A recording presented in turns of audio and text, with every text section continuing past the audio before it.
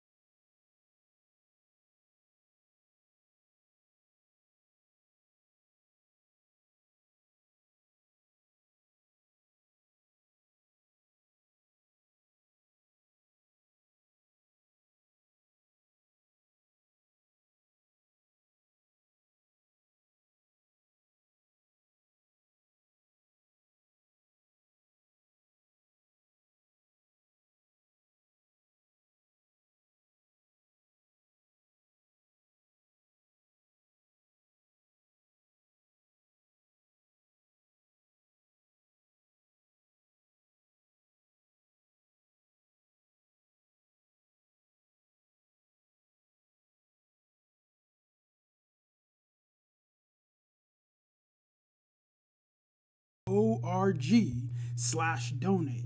And remember that freedom is not free, but together we restore it. Farm by farm, forest by forest, house by house, and street by street.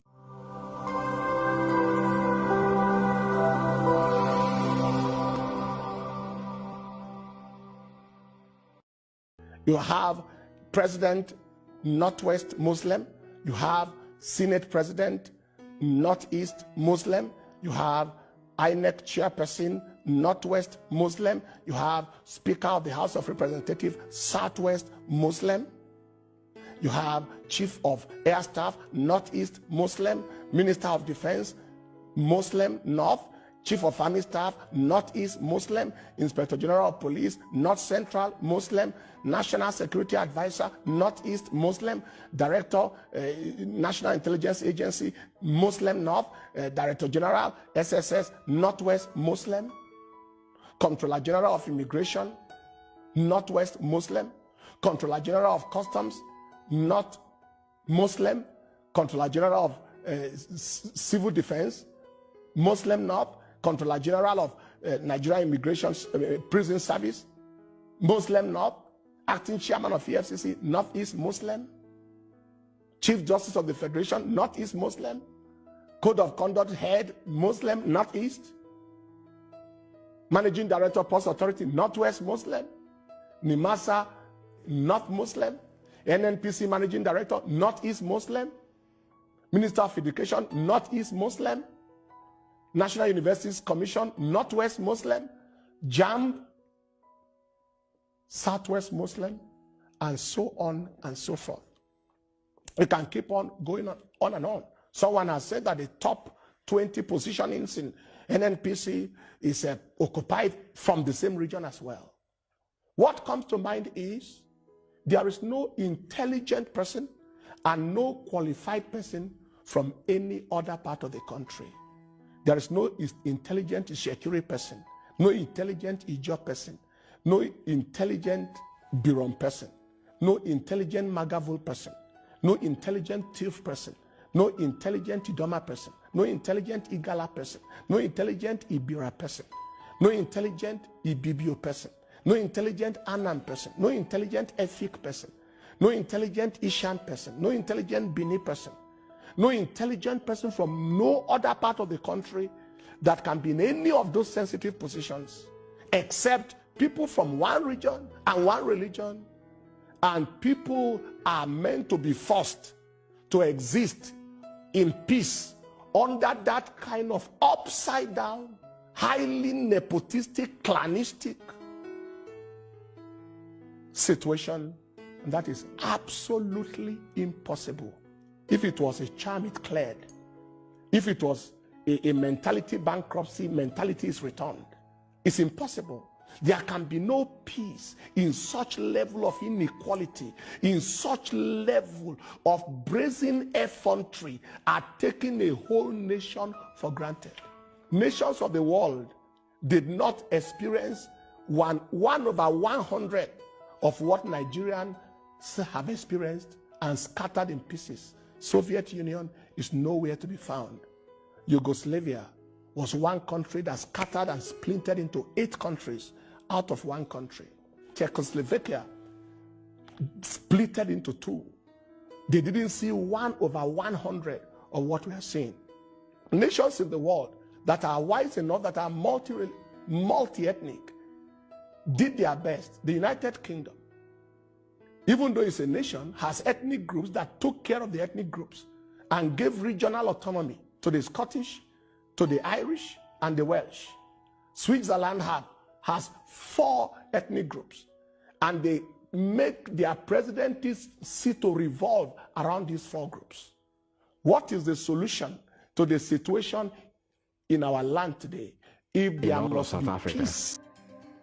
With the South African government continuing to make life unbearable for political dissidents, Mandela eventually decided in 1961 that it was time for the ANC to adopt a more direct approach in their battle against apartheid.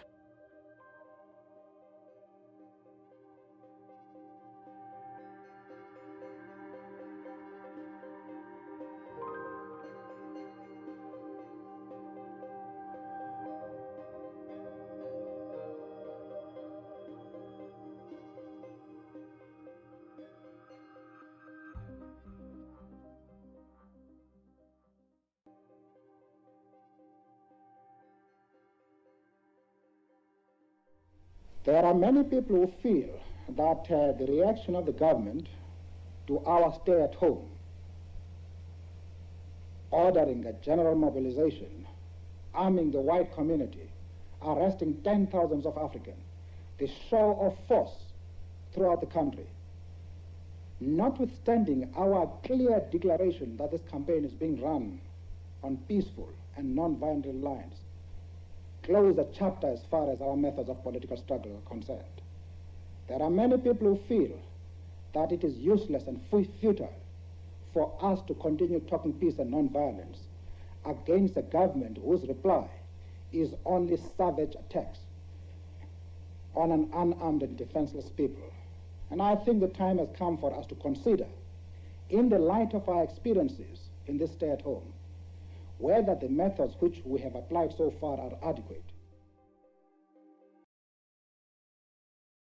You must go and listen to Simon Ekpa, who is doing a very fantastic job. Very great job that Simon Ekpa is doing. Very, very, absolutely fantastic job that he's doing. You must listen to him and share his videos accordingly. Very, very important. He is bringing a new dimension to this very awareness that we are making, and you must listen to him. Very, very important.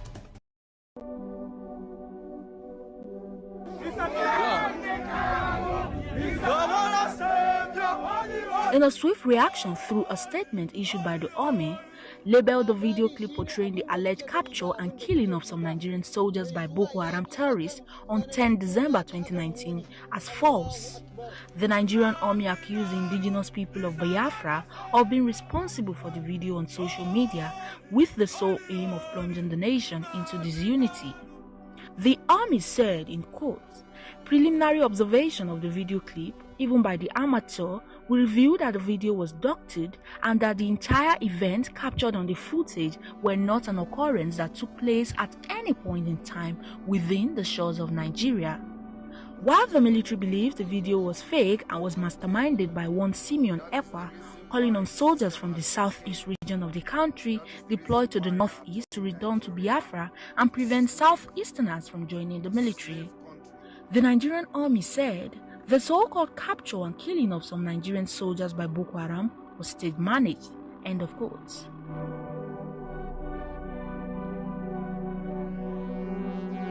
The indigenous people of Biafra responded to the allegation of the Nigerian army, denying the claim that it doctored the viral video. Ekpa'S described the allegation of the army as laughable, saying it is shameful for the army to involve Ekpa'S in its unsuccessful effort to fight Boko Haram. The separatist groups believe the army has belittled itself by trading blames against it. Ekpa'S has maintained that it stands as Biafra. Ekpa'S said, in quotes, the Nigerian army think the world is as undiscerning as to their Nigerian counterpart, coming out in public to make a complete fool of themselves. Buratai and his Nigerian army should invite forensic experts to corroborate their claim if they are confident they are speaking the truth. End of quotes. The group accused the Nigerian military of recruiting Boko Haram militants into security agencies.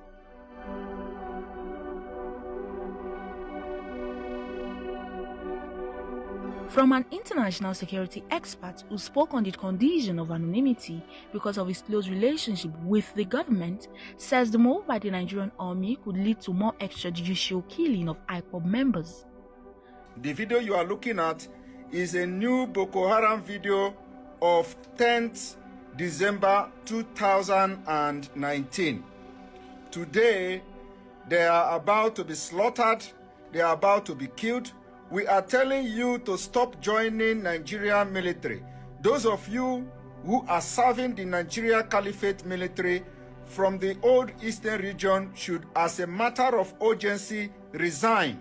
Simeon Ekpa, who is believed to be the fellow that asked soldiers of Southeast origin to return and join in the fight for the restoration of Biafra, may be under serious threats, like Omoyele Sowore, unless he flees the country. You must go and listen to Simon Ekpa, who is doing a very fantastic job. Very great job that Simon Ekpa is doing. Very, very, absolutely fantastic job that he's doing. You must listen to him and share his videos accordingly. Very, very important. He is bringing a new dimension to this very awareness that we are making, and you must listen to him. Very, very important. Good morning, good afternoon. Welcome to the program today as we are in the wake of the new radical awareness for Biafra exit from Nigeria. This evening, we're going to have two different sections. We're going to have this section now, which is the section that I'm going to use to address, send a very strong message to the people of the Middle Belt. And we are focusing on the Middle Belt this remaining week. Through the weekend, we're going to focus on Middle Belt. And then the second part of this broadcast, we go to Umuada. Umuada will be coming here, and they're actually waiting for me. So we are going to give the platform to Umuada this evening. So this particular broadcast for the Middle Belt will just take me like a few minutes. And then after that, we'll bring in the Umuada. I welcome you all. You are very, very welcome. You are watching live and direct on Voice of Biafra 97.5 FM in Biafra land. Enter Biafra channel 1 and 2. And of course, on all IPOB autopilot media platforms around the globe. It has become imperative for us to begin to inform the neighbors of the impending things that will be happening going forward. Biafra exiting from Nigeria is real. We are today the 52nd day to go. And our countdown remains the same. We are not changing. We are not moving back an inch. We are not, twisting it. Our 52 days to go remain intact.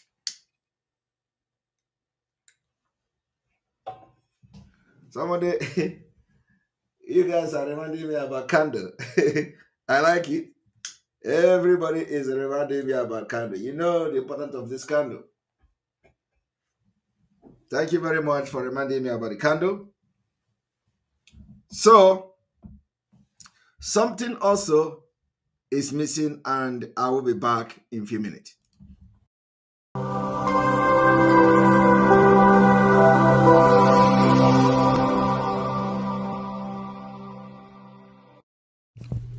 IPOB, one family. Biafrans all over the world. If we want safety and security for our people, then let's continue to support Eastern Security Network. All donations are welcome. No contribution is too small or too large.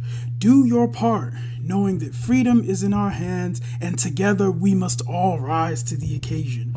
Go to our website to make your contribution, www.ipobinUSA.org/donate. And remember that freedom is not free, but together we restore it. Farm by farm, forest by forest, house by house, and street by street.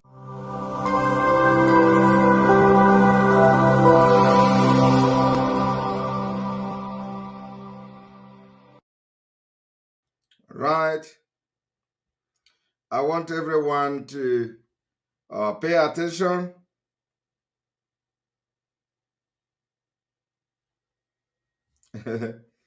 Yeah, somebody said that whenever they are saying nice things, somebody will be saying spamming. Nobody is spamming anybody here. I want you to understand, yes, 52 days to go. Our message to the Middle Belt today is going to come from their own perspective, from the context of what is going on, from their own perspective. So, and I think the more in-depth analysis, more objective analysis and message will be coming from tomorrow, next tomorrow, and goes, as time goes on.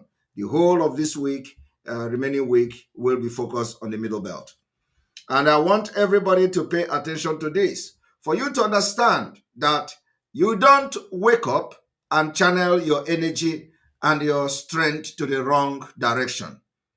It has become imperative to call the Middle Belt people to understand that you don't put your energy in a very wrong and negative direction. Bring your energy, fight for your own freedom. The Middle Belt must come together and fight for their own freedom so that they are going to have what we call their own nation and they can develop at their own pace. It is very, very important. The opportunity for the Middle Belt, indigenous people in the Middle Belt, to fight and get freedom is now. And the Biafra people are going to take the lead. A lot of people are saying, oh, they are having a rally, political rally. They are having political rally in the East. P2B is having rally. Tinubu is having rally. Atiku is having rally. What is going on? The same you see, Biafra people have banned and prohibited political activities in the Southeast and in other part of the Biafra land. And today, some people are having political activities secretly because they never announce it anywhere. Yet, nothing has happened to them. Right? Nothing has happened to them. Everybody have seen that upon all the prohibition we have, the ban on Nigeria political activity in Biafra land, they secretly organize a rally and nothing has happened to them.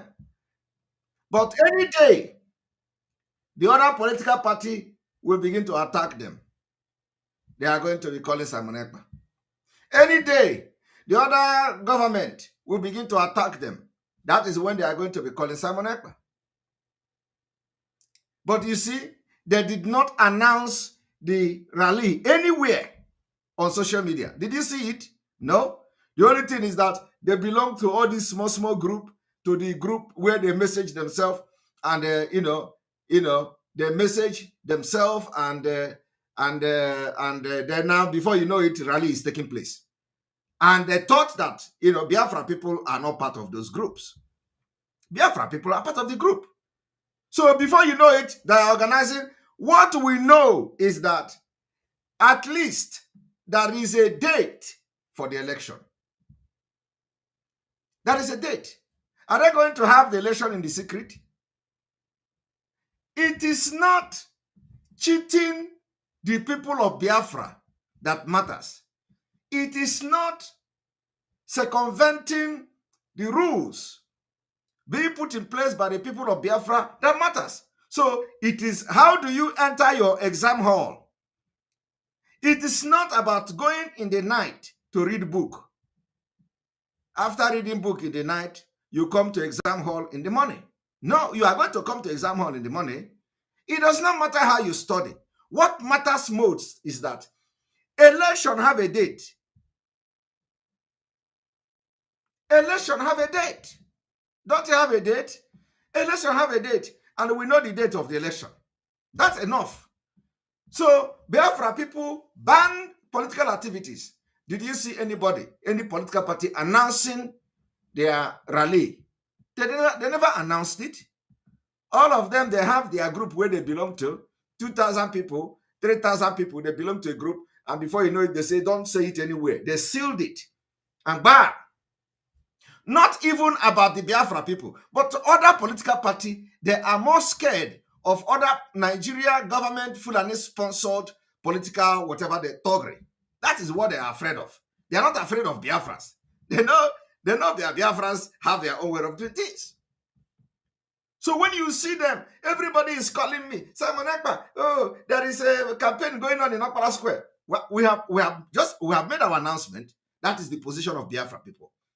And for them not to have come publicly to announce and advertise rally for the people they claim they want to, rule, or they want to have election over, for them to have done that means that we have defeated them.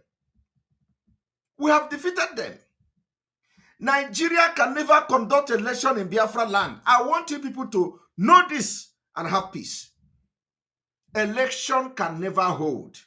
Nigeria election can never hold in Biafra land. If they believe that they are in charge of Biafra territory, they should do advertisement. They should do advertisement. They should advertise their political rally. Is politics now a secret society? Is a rally campaign? Is campaign now a secret society? Are they going to do campaign in the secret? Is the voting going to also be in the secret? Are they going to send message to each other? You see, these people don't know what they are doing to themselves. But next month, they are going to know. Next month, they are going to know what Biafra will do.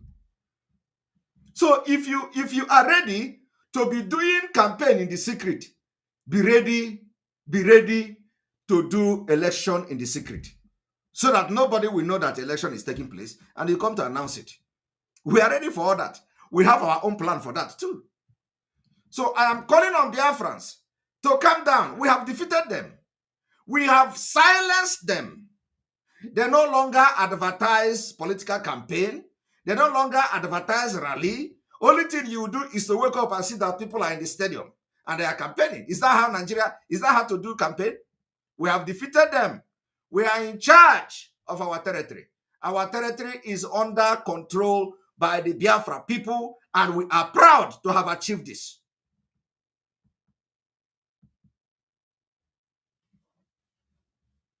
I want you people to understand that only cowards can do that. Only cowards. You wake up in the morning. The way you wake up in the morning to see that they are campaigning in Biafra territory is the same way they are going to wake up one day. When they sleep in Nigeria, they're going to wake up in Biafra. Mark my word. They are going to sleep in Nigeria and they wake up in Biafra. It is going to happen this year. It is going to happen this year, not in 5 years' time, not in this year, 2023. You will sleep in Nigeria and wake up in Biafra.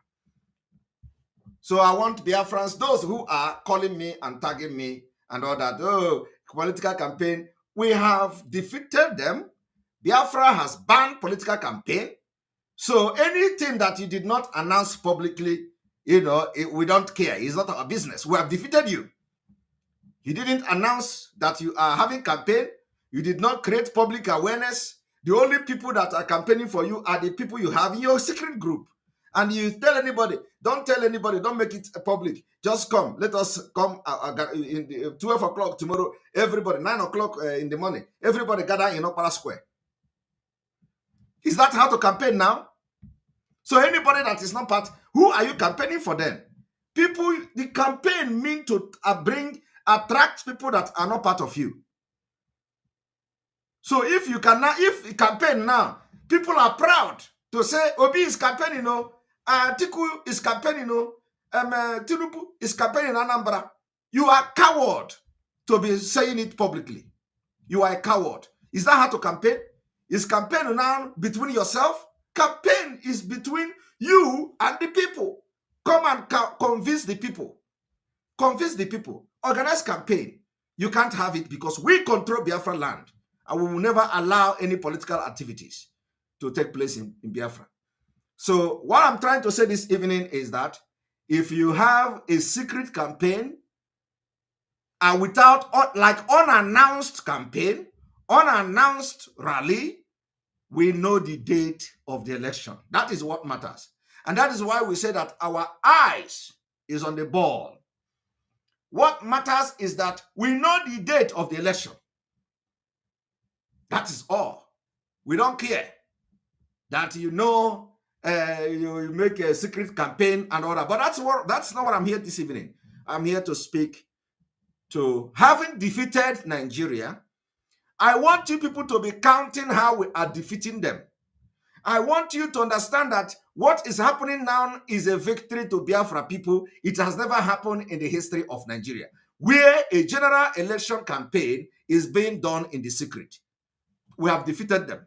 So I want you to listen to what is happening in the Middle Belt because things are changing.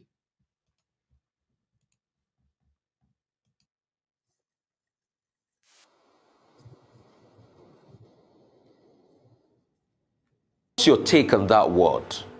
And where is even the Middle Belt? Yeah. You know, I asked that question deliberately because somebody was speaking the other day and he says, I don't know where the Middle Belt is. That's what, who was speaking? Babacha Lawa, former secretary to the federal government.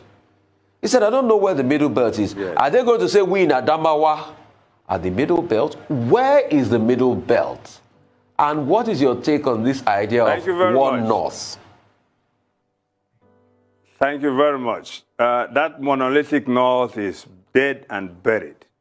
The colonial masters, when they came, realized that there were areas that were not controlled by the Caliphate, neither by the Sultanate of Borno, and those areas are considered as the Middle Belt area. In fact, a latitude has been demarcated. If you go visit the Willings Commission report and look at the Willings Commission map, you will see the area called the Middle Belt.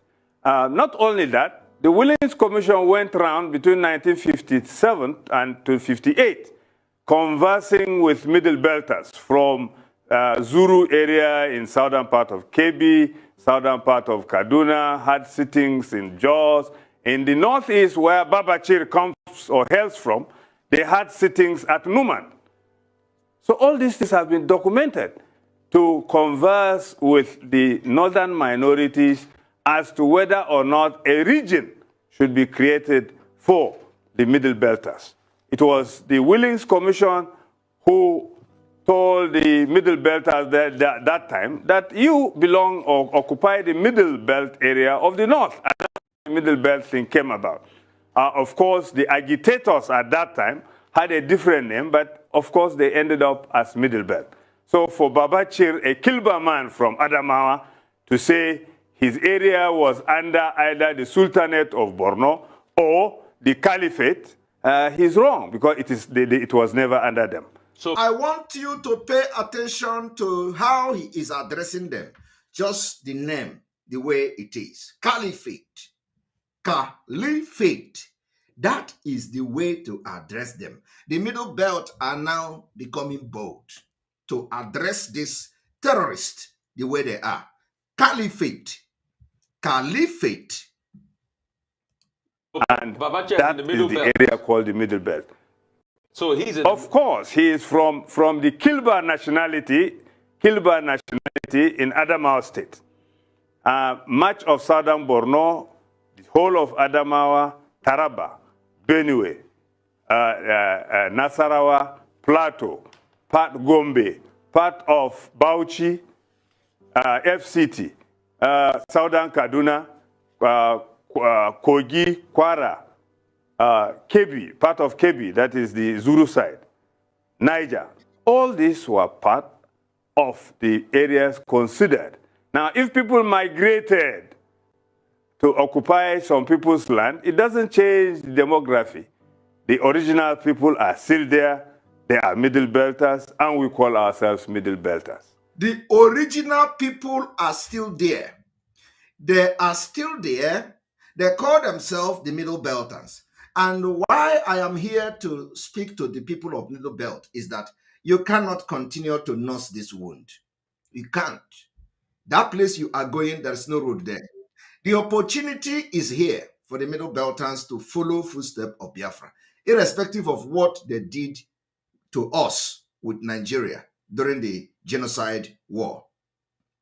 During the Biafra genocidal war, we know what the Middle Belt did. Today, they pay the price. They pay the price of the atrocity committed against us. So why I'm here this evening is to tell this man and the people of the Middle Belt, do not waste the opportunity that is coming. Of course, you can't even waste it because I know why when we pull out, I don't think you are going to stay. But I just want you to start making preparation. Do not take what I am saying for granted. Do not take this Biafra coming 2023 for granted, so that you will not say, had I known. You need to start making preparation. I did not say come and fight. No.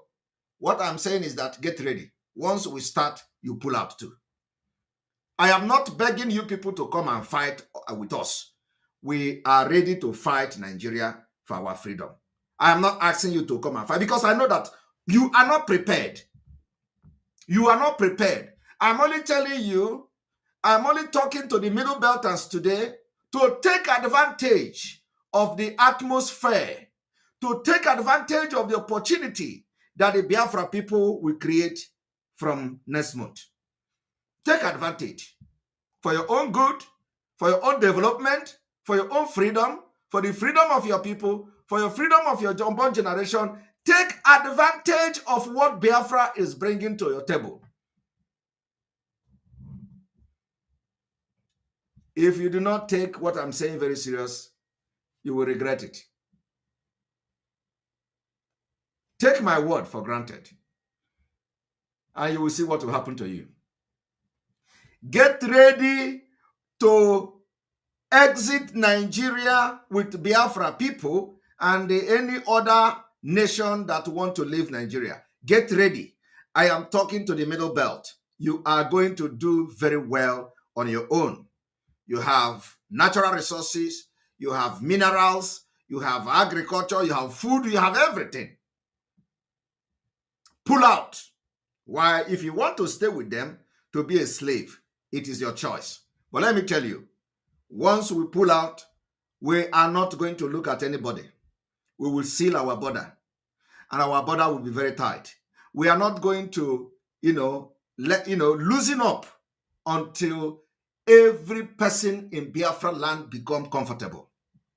This is going to be a very strict immigration law.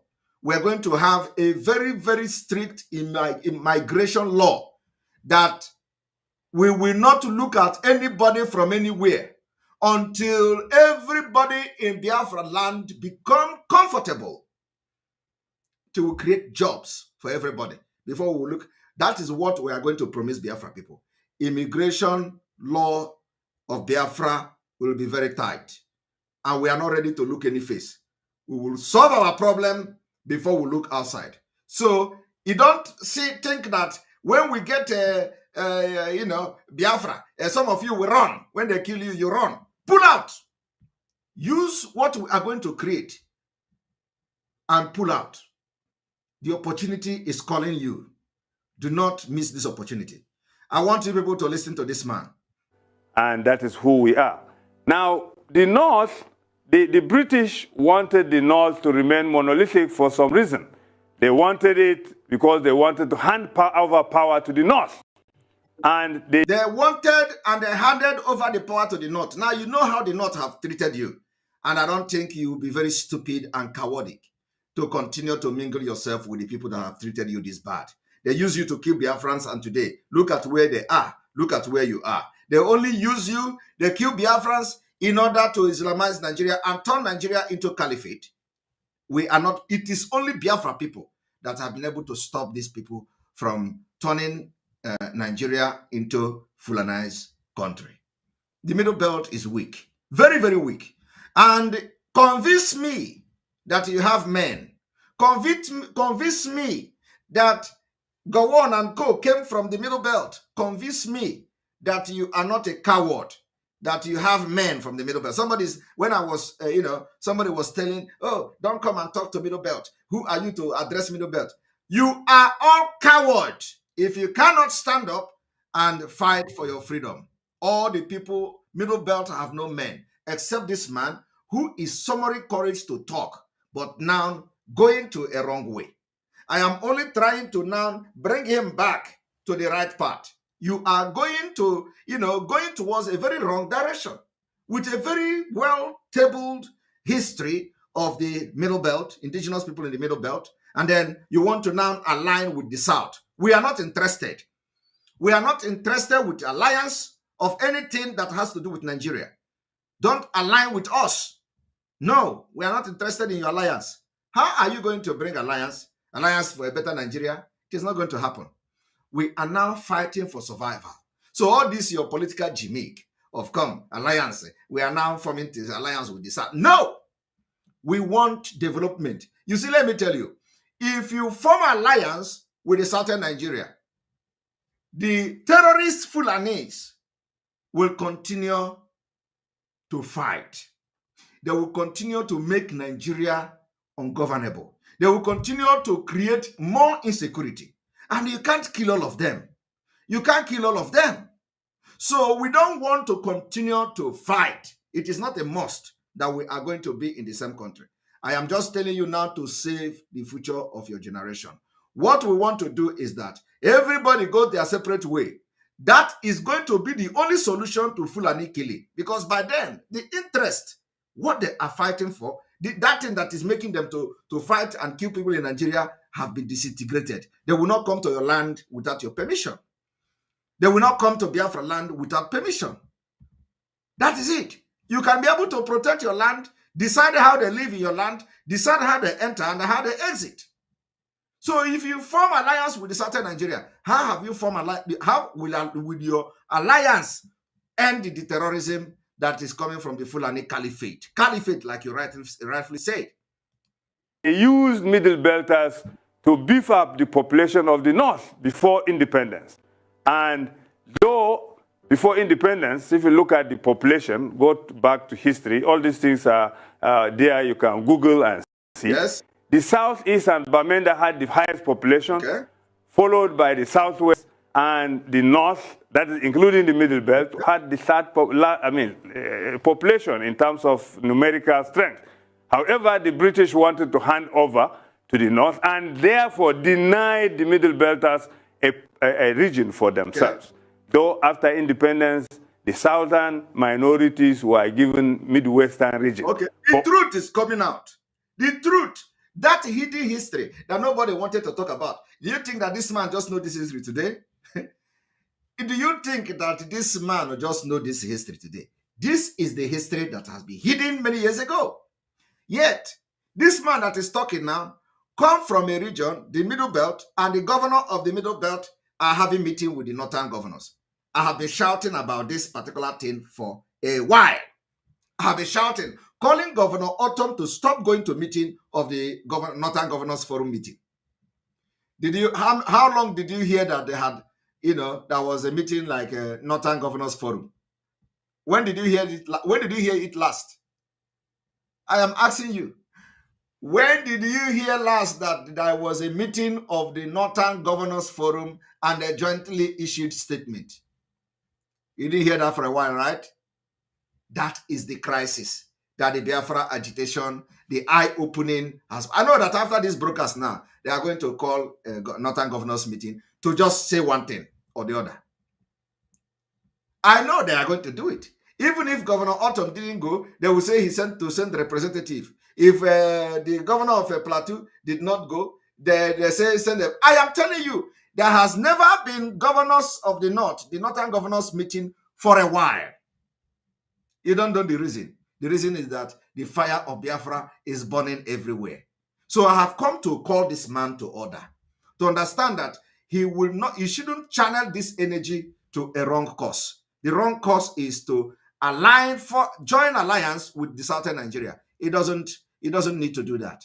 If you want to join alliance, let the alliance be alliance for the freedom of his people and not alliance for Nigeria. Nigeria has collapsed and we are going to collapse it. The remaining one, we are going to collapse it this year.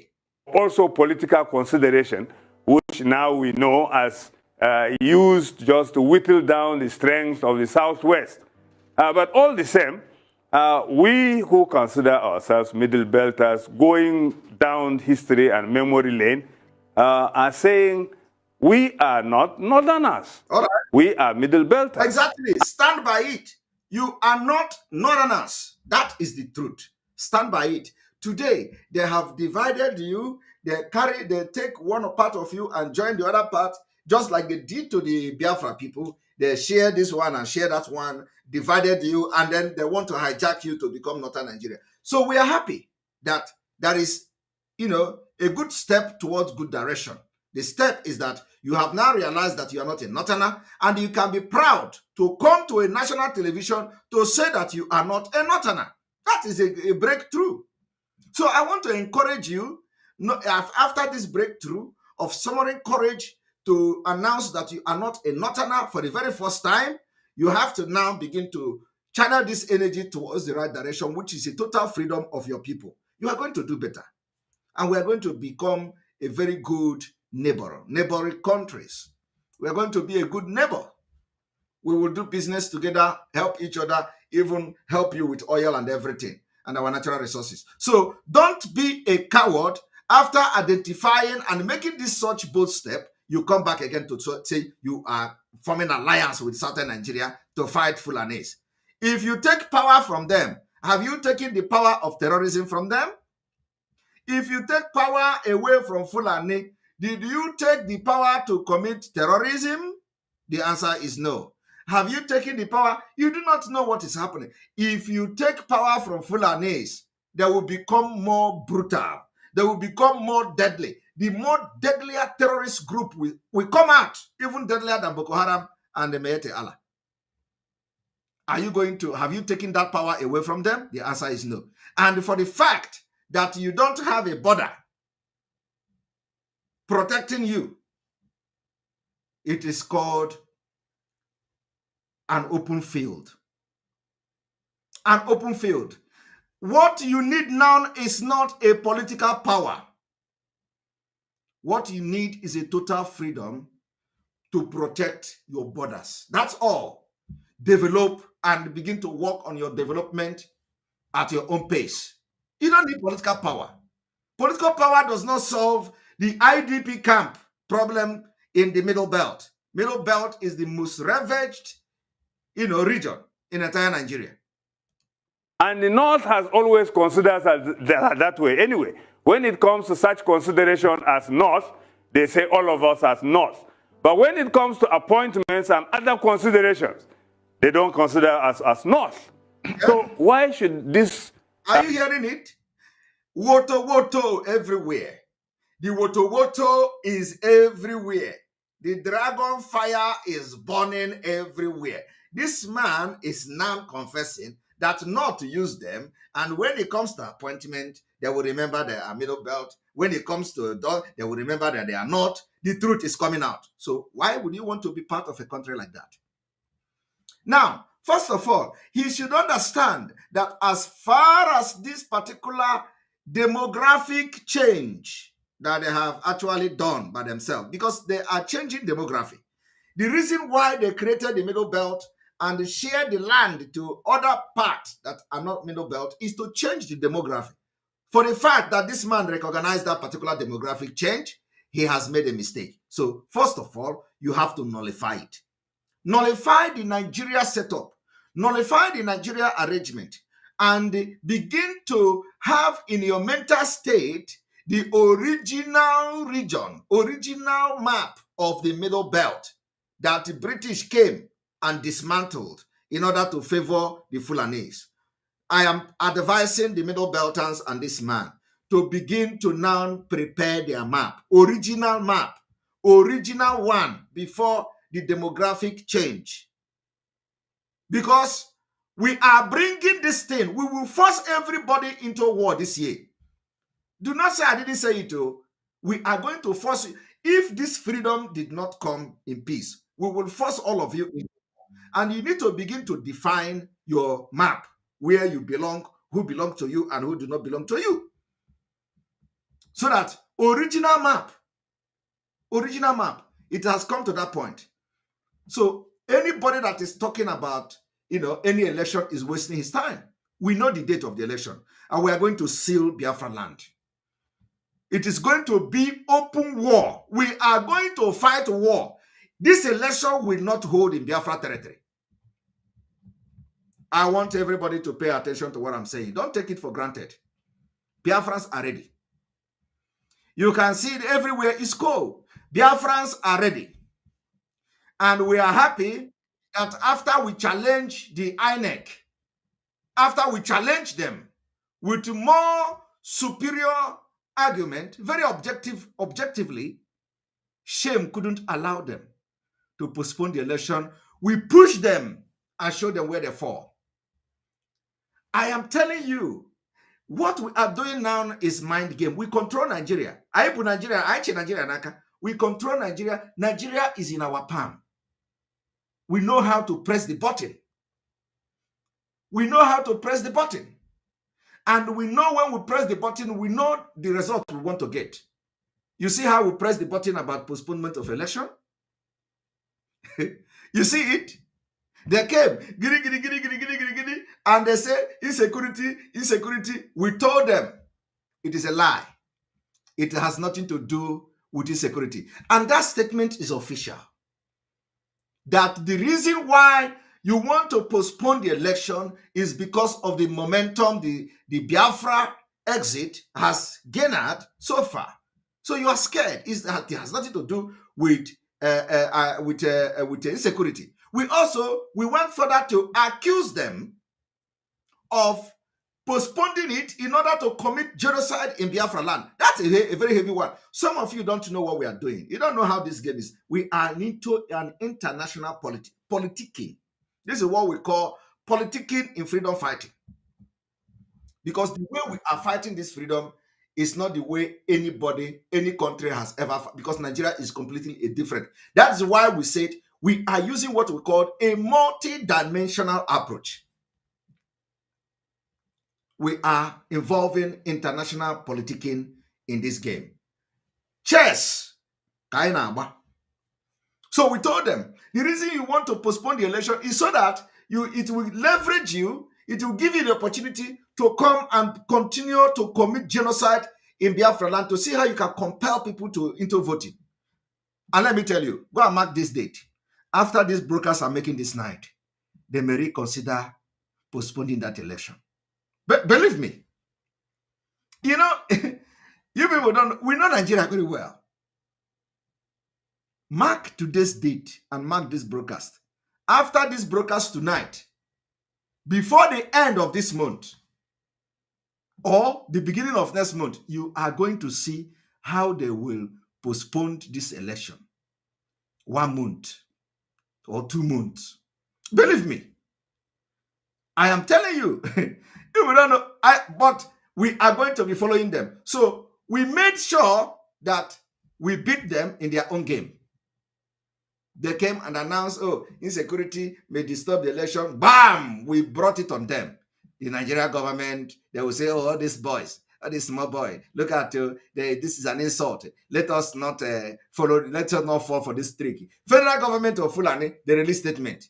Election must go on. Election must go on. The INEC shamelessly come. Yes, election should go on. Because of the way we countered them objectively. Objectively. We know Nigeria.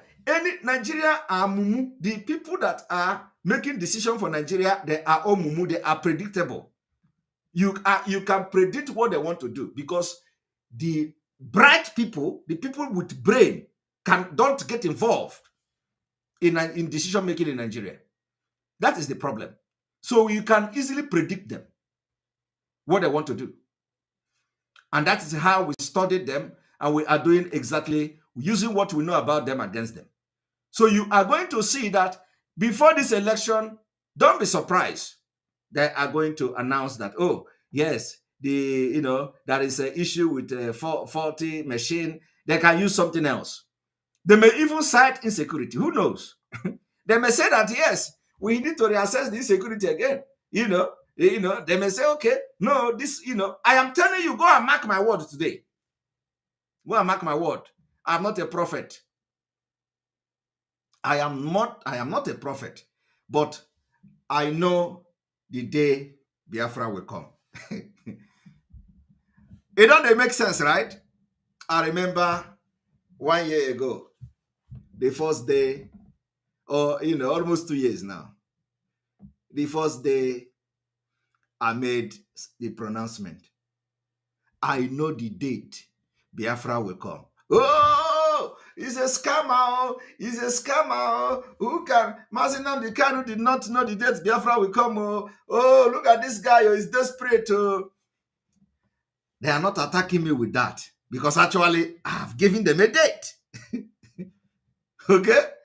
After 1 year of blackmailing me that I said I know the date Biafra will come. So Mr. Says, he said that statement raised hell. Yes. The statement raised hell.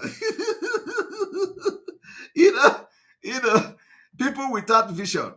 The statement raised hell. Hey, today, do you see them talking about it? Because actually, we have given them a date. And are you going to look at what is happening now and you are going to say that actually that we were lying, that we did not know the day Biafra will come?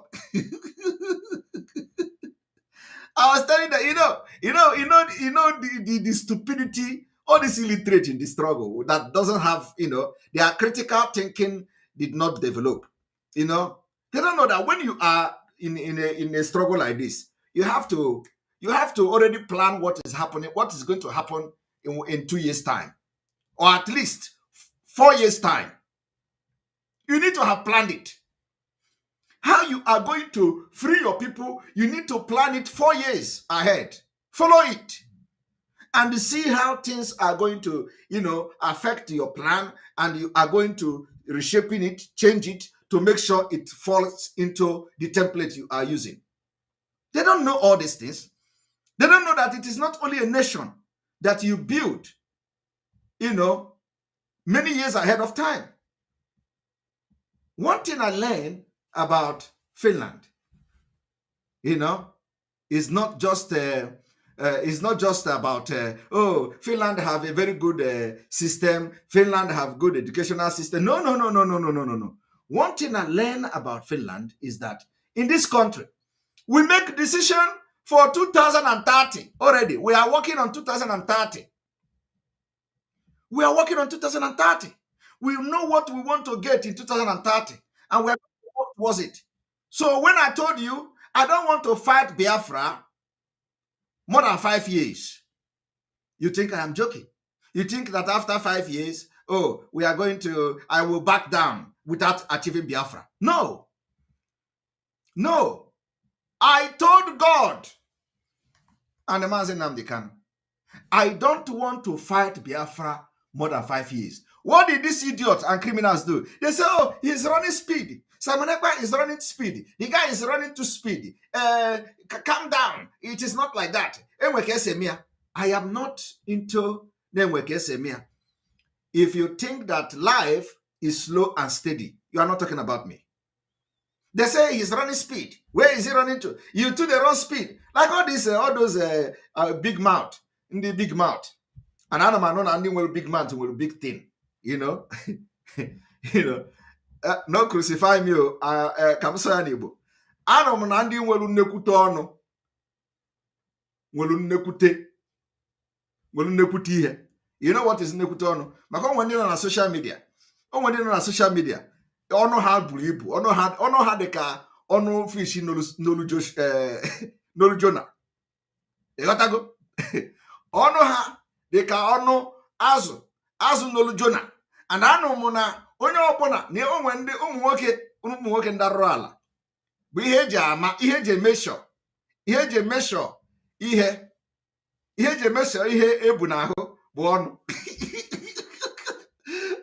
I am telling you, I don't know. I am not an expert, but I was told. I was told that na onye ọbụla ọnụ ya buru ibu, ụdị a o mepe ọnụ ọ dị ka ọnụ azụ, ma that na ihe onye ahụ bụ na-eto akwa ka ọ dị. So about unu ka ọ dịziri, atụpụgoro m unu ọkpụkpụ n'iro, unu ga-ejizi ire unu gụọ eze unu ọnụ. So some of them will come. Oh, that boy, Simon. Ọbụrụkwa na anyị hetiri Simon. Ọbụrụkwa na anyị hetiri Simon. With ọnụ azụ. Ọbụrụkwa na anyị hetiri Simon. No, na Simon na-agba speed. Simon na-agba oke speed. Ana m agba speed. Speed ahụ ka ị na-afụ today. Ana m agba oke speed. Because before I joined this struggle, I know that 5 years, with the thing every other people have done, 5 years is enough to get Biafra. And this Biafra will come within that, in less than that 5 years that I said it. I joined this Biafra struggle in 2019.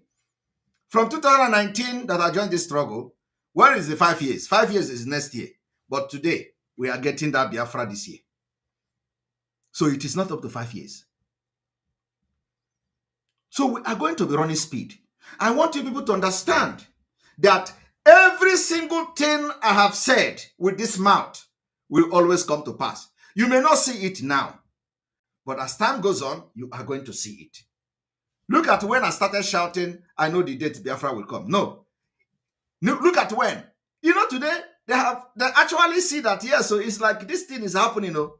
Some of them today, what they do now is to come to Facebook and they will post, Biafra is coming, stay strong. I don't know which of the activity is bringing Biafra. Are you following? I do not know. So the one that is carrying Konkom that time, you know the one that carry Konkom, the one that carry Konkom that the Konkom is Simon Ekpa walking around the street like Onyara. He said that one say, oh, stay strong, my people. Biafra is coming. We are getting there. Ask them, what is the activity? Which of their own activity is bringing this Biafra? Or somebody will just sit and be praying. Oh, Father.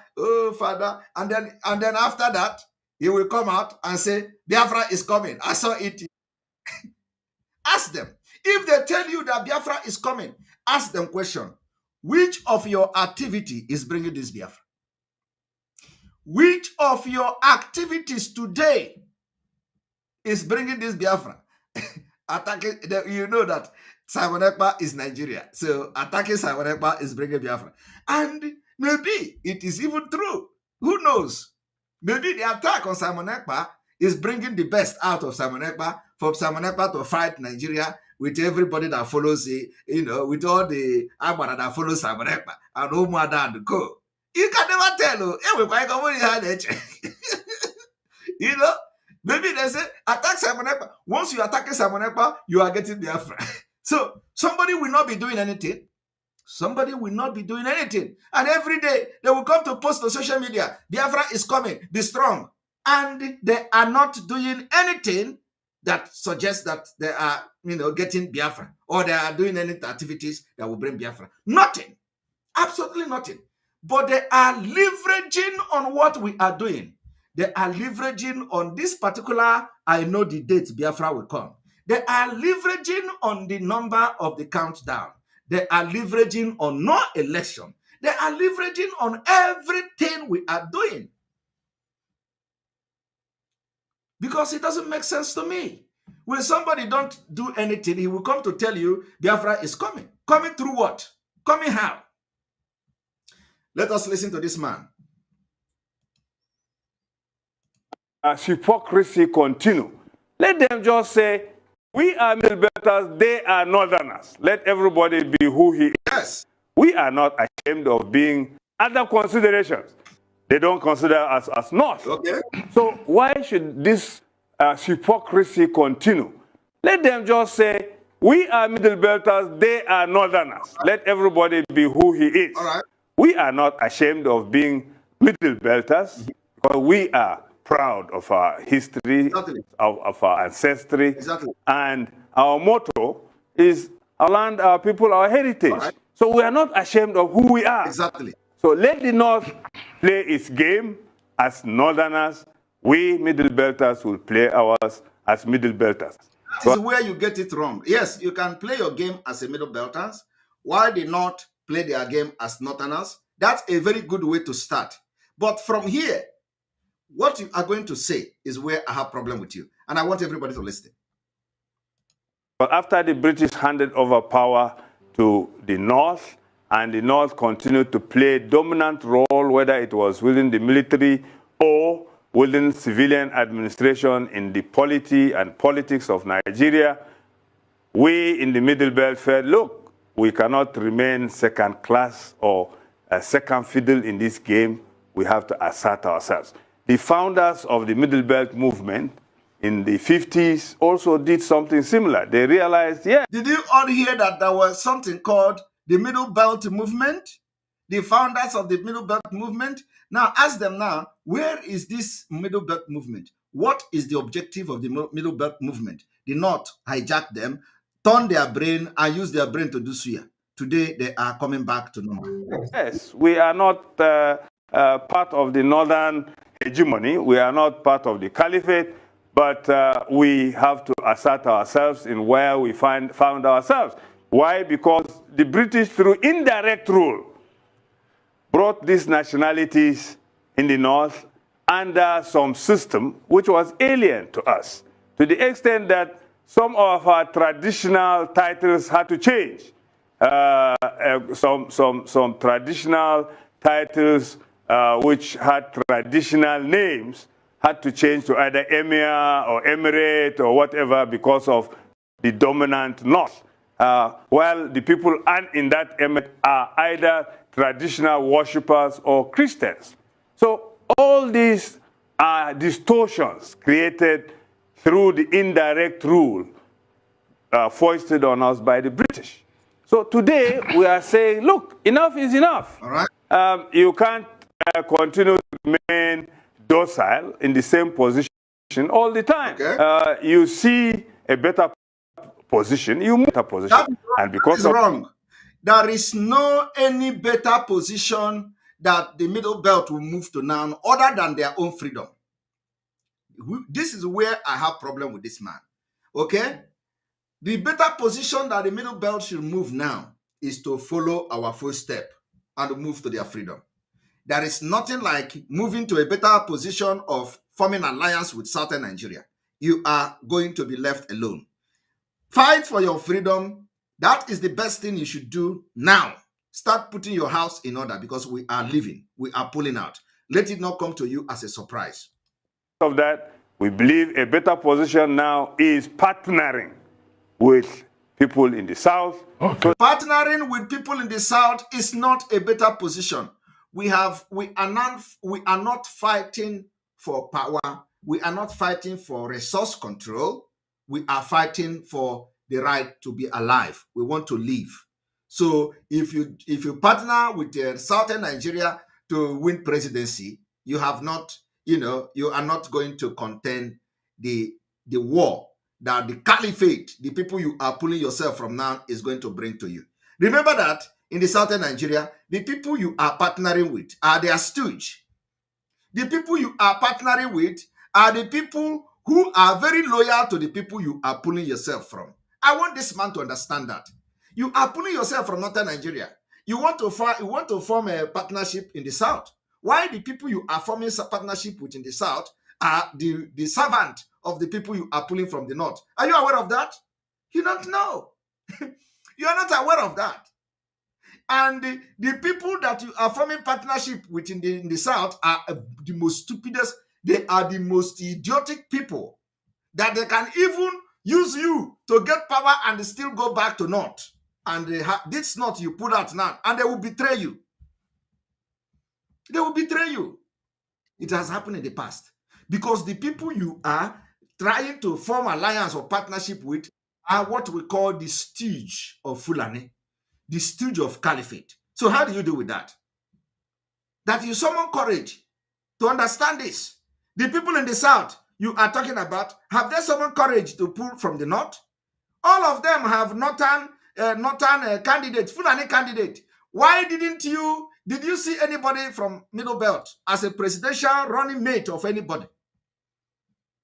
That is when you should have, if Peter Obi had used somebody, let's say, somebody from the Middle Belt. Okay, Peter Obi have somebody from Middle Belt as a running mate. And now the Middle Belt now say, let them follow Peter Obi. You are still not getting it. Peter Obi is a stooge of Atiku. Peter Obi is the girlfriend of Atiku. So you can never separate Peter Obi from Atiku because you don't know what they have done in the secret. So how do you do that?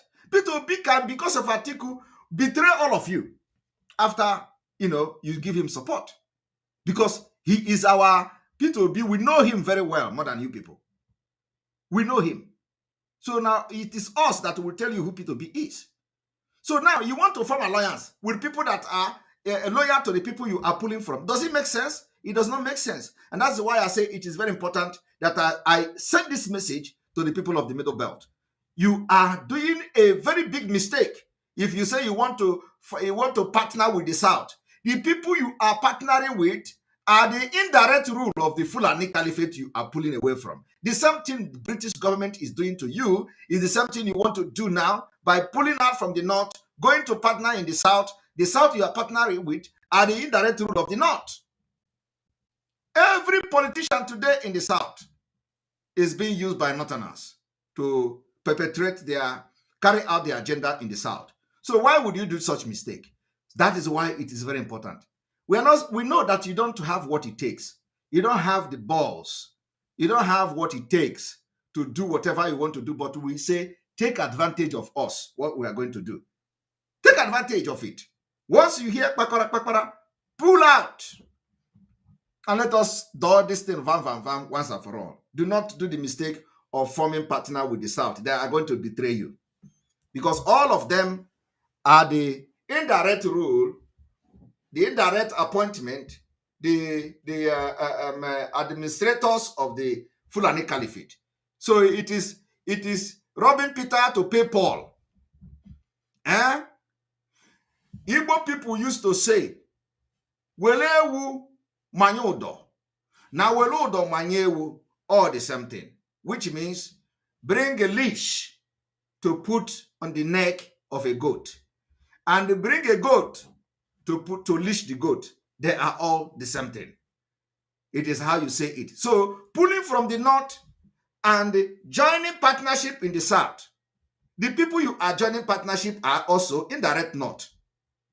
And it will not solve your problem because immediately you give them power, they are going to, if they can betray their own people, who are you? Who are you? If they can betray the people that give them power to be irrelevant in the first place, who are you that they will not betray you? These people betray Yoruba. These people betray themselves. The problem we have between Yoruba and the Biafra and the Igbo is these people. It is not the majority of the Yorubas or the majority of the Igbos. No, it is this stooge representative, these criminal leaders who is representing the majority that mess everything up, betraying Yoruba and betraying Igbo. When you see they betray, it is not the entire Igbo that betray Yoruba. When you say Yoruba betray, it is not the entire Yoruba that betray. It is one person. One person. Awolowo and Azikiwe. Awolowo. Do you hear today Yoruba is this, Yoruba is that? Is Awolowo. You hear today Igbo is this, Igbo is Zikiwe. One person. One person.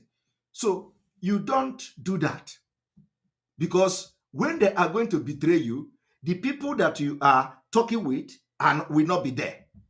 The Southerners will not be there. It is the stooge, these criminals that the Fulani are servicing from the Nyash are the one that will betray the people. And then you come around and say, Igbo people are bad. Yoruba people are bad. It is not Yoruba. It is not Igbo. It is one person that did it. Because when Zeke was making this mistake, it was not with the consent of the entire Biafra people or Igbo people. He was defending his own interest, selfish interest. He looted money in the bank, used the money to do campaign and all that, and British government was taking note, just like Peter Obi. And then today, you will say Igbo people convinced they joined this thing with the North. It's a lie. It is Zikiwe. You will say Awolowo betray Ojukwu. Yoruba people betray Ojukwu. It's a lie. It is Awolowo that betray Ojukwu, not Yoruba people. Not Yoruba. And that is the problem.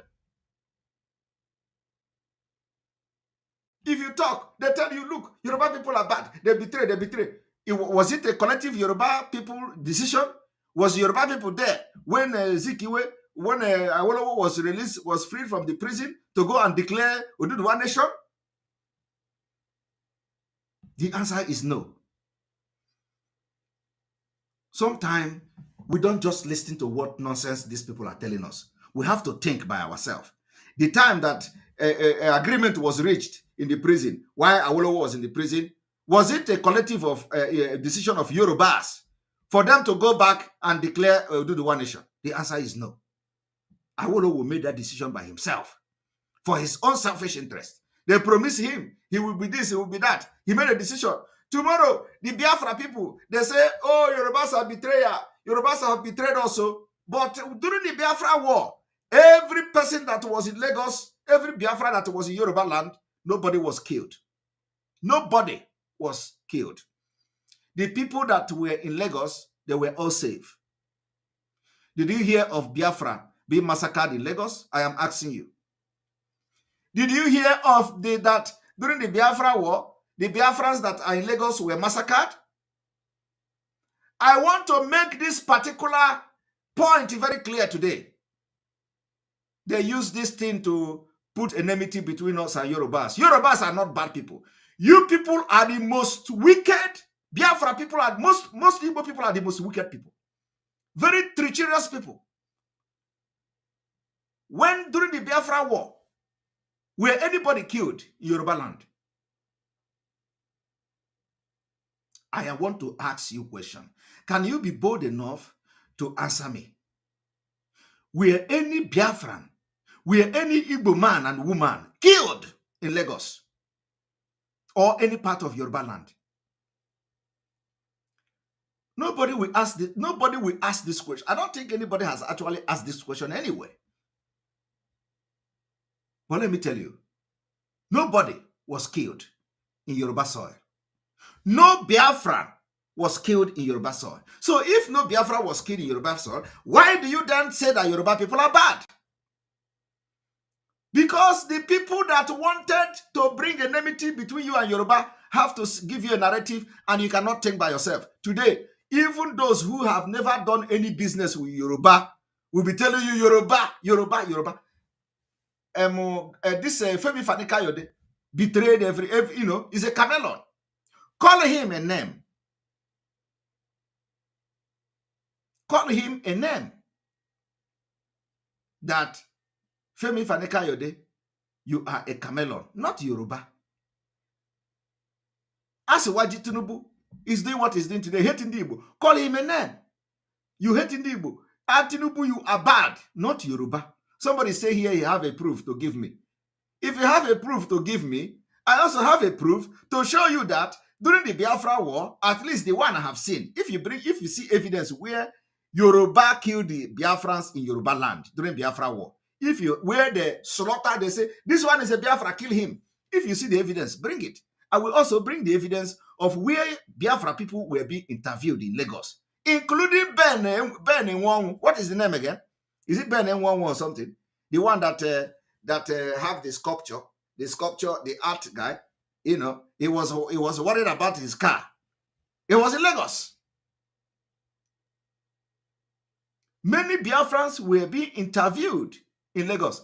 And even Yoruba people were pitying them. Those people in Lagos. They did not say, bring them, let us kill them.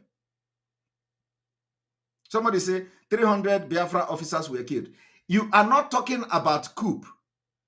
You are, your problem is the twisting history.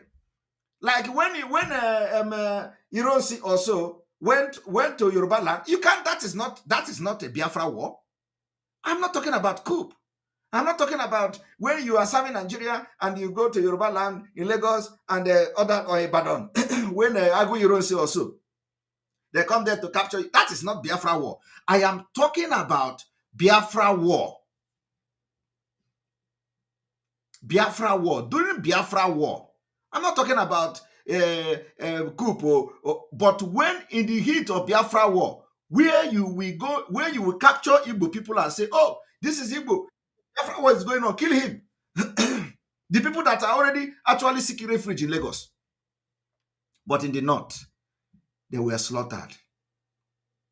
in the northern Nigeria, they were hunting for Ndi Igbo. Property destroyed. They were hunting for Ndi Igbo. Even those who tried to flee were all butchered. So can you compare the two? Can you compare the two? The people that butchered your people are the people that your people are serving. The people you campaign today, Ojus Okalo, Ojus Okalo, Hope Uzodinma, all of them are serving the people that actually killed your people. But Yorubas, they did not catch Ndi Igbo and they killed them. Those Yorubas that came to Biafra land to fight, they are fighting for Nigeria. It is a normal thing. It's a normal thing because they were deceived. They were deceived. And let me tell you, some of them will tell you, Yoruba Adekule come to kill. Are your people not killing Biafras now? Most of these idiots in Nigeria army, are they not the one perpetrating all this heinous crime being used by the same Fulani to kill you in Imo State? Are they not the same people that you think that when they went to Ihamufu to kill, you think that Igbo people was not involved? You think that Igbo soldiers were not involved in killing Ihamufu? You think that Igbo soldiers are not involved in Olo? You think that all the people killing in Olo are just Hausa people? It's a lie. There are Igbo officers killing.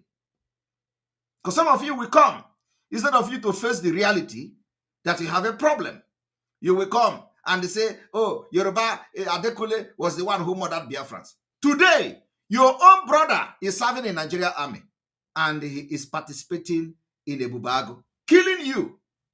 What is worse than that? What is worse than that? I want you people to understand that gone are the days. We must be very, very reasonable in our thinking, in our dealings, because that is the only thing that will change the future. You don't shy away from truth. You don't hide truth. You are going nowhere with it. Propaganda, blackmail, lies against your people. And somebody say, Hiroshi died in July 29, 1966. And the Civil War started in July 6, 1967. Exactly. So nobody were captured, no Biafra were captured in Lagos or anywhere, and then you have mass killing because they are Biafran during the war. It didn't happen. I didn't see that history. But I'm just telling you now that at this day, 2023, Ebubago serving Fulanis are killing you in Biafra land. Your own people are part of it. Nigeria army going to Imo State or Luokiwe to kill people, your own person from your village is part of it in the Nigeria army. What do you have to say about that? We have ended this particular narrative that they created just to subjugate us into this slavery. We have destroyed it. Today, Biafra and Oduduwa are in alliance. And we know that we need this freedom more than anybody. And that's why we are going to be in the front, leading the breakup of Nigeria. I want everybody to listen. So that we can forge a better Nigeria where every Nigerian will have equal status as Nigeria. This is where I disagree with him, and that's why I want to address them this evening. You can't know all these things. You still want to form a partner with Southern Nigeria that are still your Fulani to form a better Nigeria. There is nothing going to be better about Nigeria. A better position, you move to that better position. And because of that, we believe a better position now is partnering with people in the South so that we can forge a better Nigeria where every Nigerian will have equal status as Nigerians, not some Nigerians dictating to others. I also, in about 2 minutes, I also want you to interrogate the concept of numerical advantage of the North. You said earlier on. That is what makes me laugh, sir. You said the British used the Middle Belters to shore up the numbers in the North. Let's talk about numerical advantage. The North and numbers. You know, yes. Thank you. The North they use this argument, we have the numbers, etc. Take the Middle Belt out, where are the numbers? They know they don't have the numbers, sir. They know it. Okay. But of course, for propaganda purposes, They use that argument. We have the numbers. We can do it. Yes, cowards can be emasculated and toe their line. Or maybe they are going to use insurgency to force people to do what they want. Did you hear that? He said that they are going to use insurgency to force people to do what they want. And that is the problem. This man have just hit the nail now on the head.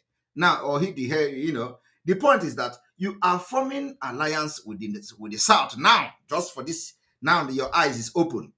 You want to form alliance with the South. Yet you know they have insurgency. And you know that they can use insurgency to force anything to happen. Why do you want to be part of a country? Why do you want to be part of people who will use insurgency, even no matter the kind of alliance you form, even if they are three, they are going to use insurgency to make sure you will never know peace? Why do you want to be part? Why do you want to continue to waste the life of your people in forcing yourself to be part of where you are not?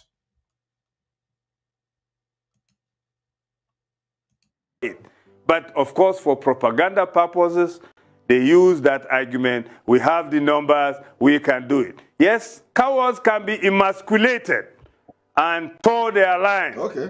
Or maybe they are going to use insurgency to force people to do what they want. Unfortunately, I can assure you, people are not going to toe that line. People will do the right thing. And that is why we are saying Nigeria need a transparent method of, electoral process, let me put it this way, so that all these middlemen in our electoral process called returning officers who change 10 into 1,000 okay, or 10 into 10,000. Are you hearing it? All those middlemen who change 100 into 1,000, who change 10 into 100,000, like what is the name of the INEC chairman? What is the name of the INEC chairman? He's a Fulani man. That is what they do. When they have 1,000, they say it's 100,000. When they have 10,000, they say it's 1 million. That is what the INEC officers do because they are stooge of the Fulani. And that is what Nigeria is. So why do you want to be part of a country like that? Electoral process, let me put it this way. So that all these middlemen in our electoral process called returning officers who change 10 into 1,000 or 10 into 10,000 will now cease to exist. As results, if you want rig, do it at the polling station. If you outsmart me, fine and good. God bless your soul. But I think with technology, even that one would be cut short. And we will have a transparent election. And then we will transmit the results. Look at, the people are dwelling in full paradise. We are going to have a break, and we have, at least in YouTube alone, we have over 3,300 people watching, and the other people need to be alerted on this program because this is a very important program. So we are going to allow you to hit the like button in this commercial. Hit the like button. Hit the like button very well. Hit the like button and let everybody know that we are doing a very important program this evening before Umada comes in. Nigeria, on a daily basis, witness the impunity which is so-called Fulani herdsmen extremists who share an ethnic and religious identity with President Buhari and the Fulani elite, which now dominates all key institutions in Nigeria. To open an investigation specifically into the wide-scale and systematic killing of the civilian population, and most notably targeting the indigenous people of Biafra. Clear that now we've put the Biafran issue on the radar screen of the government, of the Biden administration, of Congress. Ongoing and wide-scale systematic killing of the civilian population, and again specifically targeting the IPOB. Of weapons being used against Biafrans, but affirmatively supporting an effort to have a independence referendum organized and conducted by the United Nations, as was done in South Sudan. They formally open an investigation and look into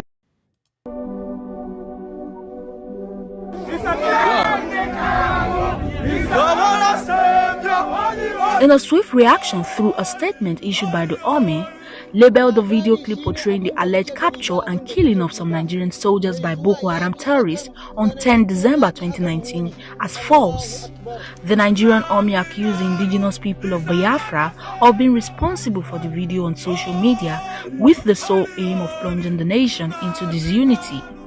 The army said, in quotes, preliminary observation of the video clip, even by the amateur, will reveal that the video was doctored and that the entire event captured on the footage were not an occurrence that took place at any point in time within the shores of Nigeria. While the military believed the video was fake and was masterminded by one Simeon Ekpa'S, calling on soldiers from the southeast region of the country deployed to the northeast to return to Biafra and prevent southeasterners from joining the military. The Nigerian army said the so-called capture and killing of some Nigerian soldiers by Boko Haram was state-managed. End of quotes.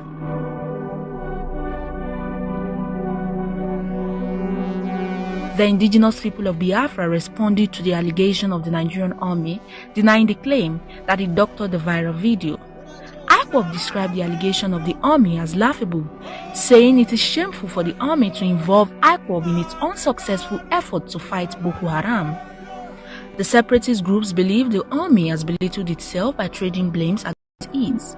IPOB has maintained that it stands as Biafra. IPOB said, in quotes, the Nigerian army think the world is as undiscerning as to their Nigerian counterpart, coming out in public to make a complete fool of themselves.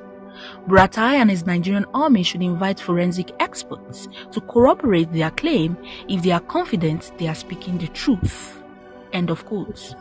The group accused the Nigerian military of recruiting Boko Haram militants into security agencies.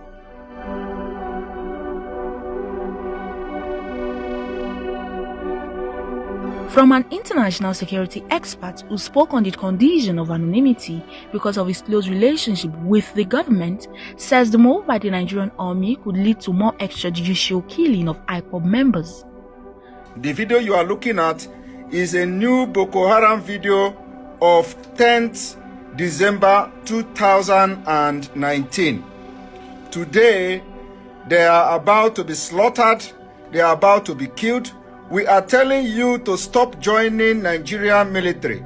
Those of you who are serving the Nigeria Caliphate military from the old eastern region should, as a matter of urgency, resign.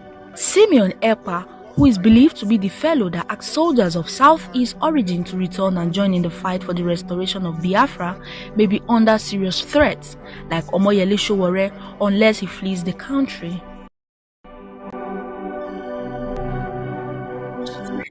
Like Omoyele Sowore, unless he flees the country. All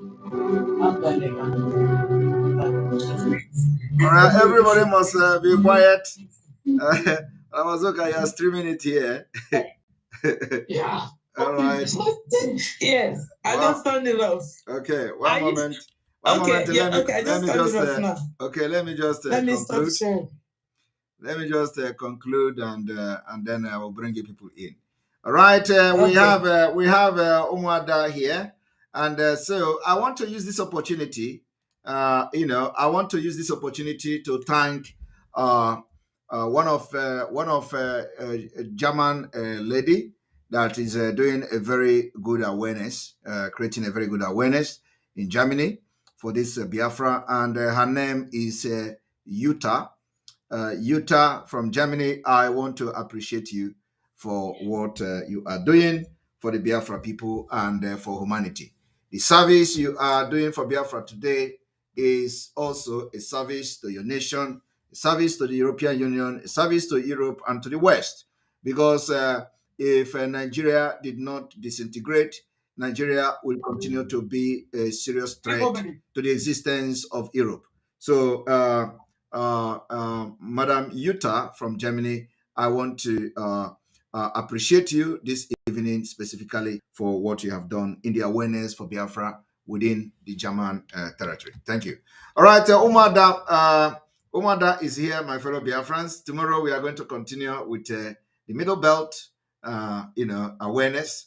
And now that everybody is waking up, there's so much courage to be part of what we are doing. So the Middle Belt, they are welcome on board. Only that they don't need to channel this their courage now to a wrong direction. That's why it is very imperative that we call their attention. Right. So Umada is coming, and what we are going to do is that giving the Umada the and will be in the background as usual. So Mazoka, you're welcome with your team to this evening. I think I need to refresh before that so that there will not be any much issue with this particular system. Otherwise, the system.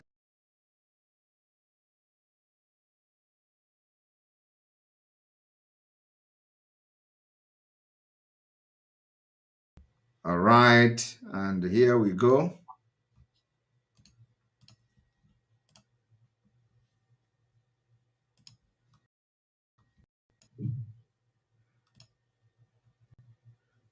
All right, Madam Azuka, over to you. You're welcome. Hello. Good morning, good afternoon, good evening, my fellow Biafrans. It is another day. Happy New Year. This is the first time we're coming out this year. And of course, I'm with the beautiful Umada of Biafra here and Simon Ekpa. I must thank you for what you've been doing. And I know that God is with you. And then we can do the fact that Biafra is coming. We cannot, doubt that God has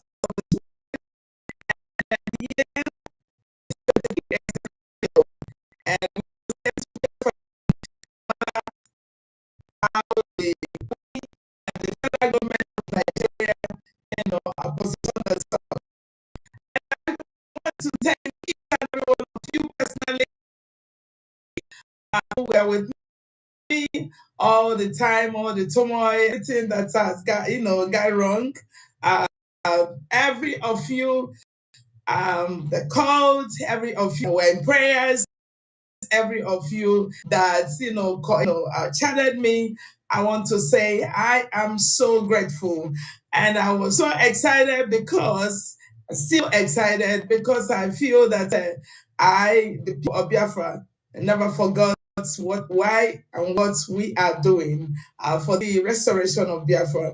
And I must thank you, those who were present with me during my father's burial. I want to thank you guys that you are more than wonderful. I'm so glad in my heart because you made me feel that I am somebody. Honestly, I don't know how to appreciate each and every one of you, but I must tell you that God in heaven will reward you guys and pay you back according to awards and wishes that you've given to me, and let it return to you according to your wishes. And equally, I equally want to thank my Umadas who have been here all this while, Umadana to Kunama. I can't do without you guys because you have shown me who you are. And that is why I am not shaken by anything. I am not moved by anything. And I equally want to tell you again that those who thought that what they have done can stop me, you have unleashed the dragon in me because I am here to work for Biafra people until Biafra is restored. There are people that were calling me to calm people down because people are, agitated or something of that nature. But I must tell you that I am not gonna quell anybody because those who lost their children, I am not bigger than them. Those who lost their wives, those who lost everything they have are still in this struggle, are still, because of Biafra, are still here because of what we are fighting for. So I am not shaken by anything, any wind. If that is the price that we're going to pay for Biafra to come, I am here. I must tell you that God of Biafra is watching us very closely. Whatever you are dealing, whatever you're doing, that God is watching you. Whatever you are doing at this critical moment, know that you are on your own. Whatever that you bring upon yourself will remain with you until Biafra comes, or even after Biafra is here, restored. But will Biafra be restored? Of course. Will I stop speaking? Now I will turn my tone to 100%. I am telling you, if you think that hidden or maybe destroying things will stop it, you are just starting. Because I am here to work. I am here because of those children that have been killed. I am here because of those widows out there who does not have anything to lay hand on anymore. I am here because of those innocent ones that have put their life in this struggle. I am here because of those who have lost everything they have. That is why I am here. Let it get into your brain. If you think that whatever destruction you're doing is somewhere else can stop me, it can never stop. I can never stop. I will walk and I will walk until Biafra is restored. So thank you guys so much. I appreciate each and every one of you. I love you from the bottom of my heart. The Umada of Biafra, the Umada Natu Kwefi, the unbeatable women of Biafra. I am so, so proud of you. And all the Biafrans from all over the world, I appreciate you. And I love you from the bottom of my heart. So today, this is a new era. This is the year that is being expected. We are on countdown. And of course, we are here because of the fundraising that is coming up next Saturday. Next Saturday is our mega fundraising. And we do not, want to equally beg you again to come and contribute because Biafra must be restored. Our ESN must be equipped. We do not have anything to tell you again than to tell you to bring your widow's mites. Get your widow's mite to the table because you don't have any option anymore. One, the Janjaweed government, the Fulanis are trying to take over our land. Two, they are trying to Fulanize or make us a Muslim country. Three, they are trying to take over the wealth that God in heaven created and gave to us. Four, we do not have any access to anything that God has given to us.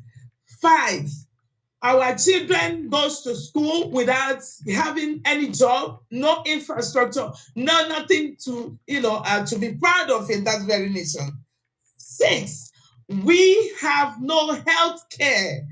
Those who are politicians are leaving behind our country, going outside the country to take care of themselves, leaving our people to die, leaving our people to get ill, not giving our people to be butchered, leaving our people to be, be living as, as animals, not human.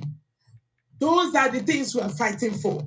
And those are the things that the Janjaweed government has turned into to put us down, to tear our country down, to take everything that belongs to us, to Fulanize us. And we, the Umada, have sworn that we cannot watch it happen. We are going to take over our country back, and go to the land that God has created for us to come and sing praises unto Him.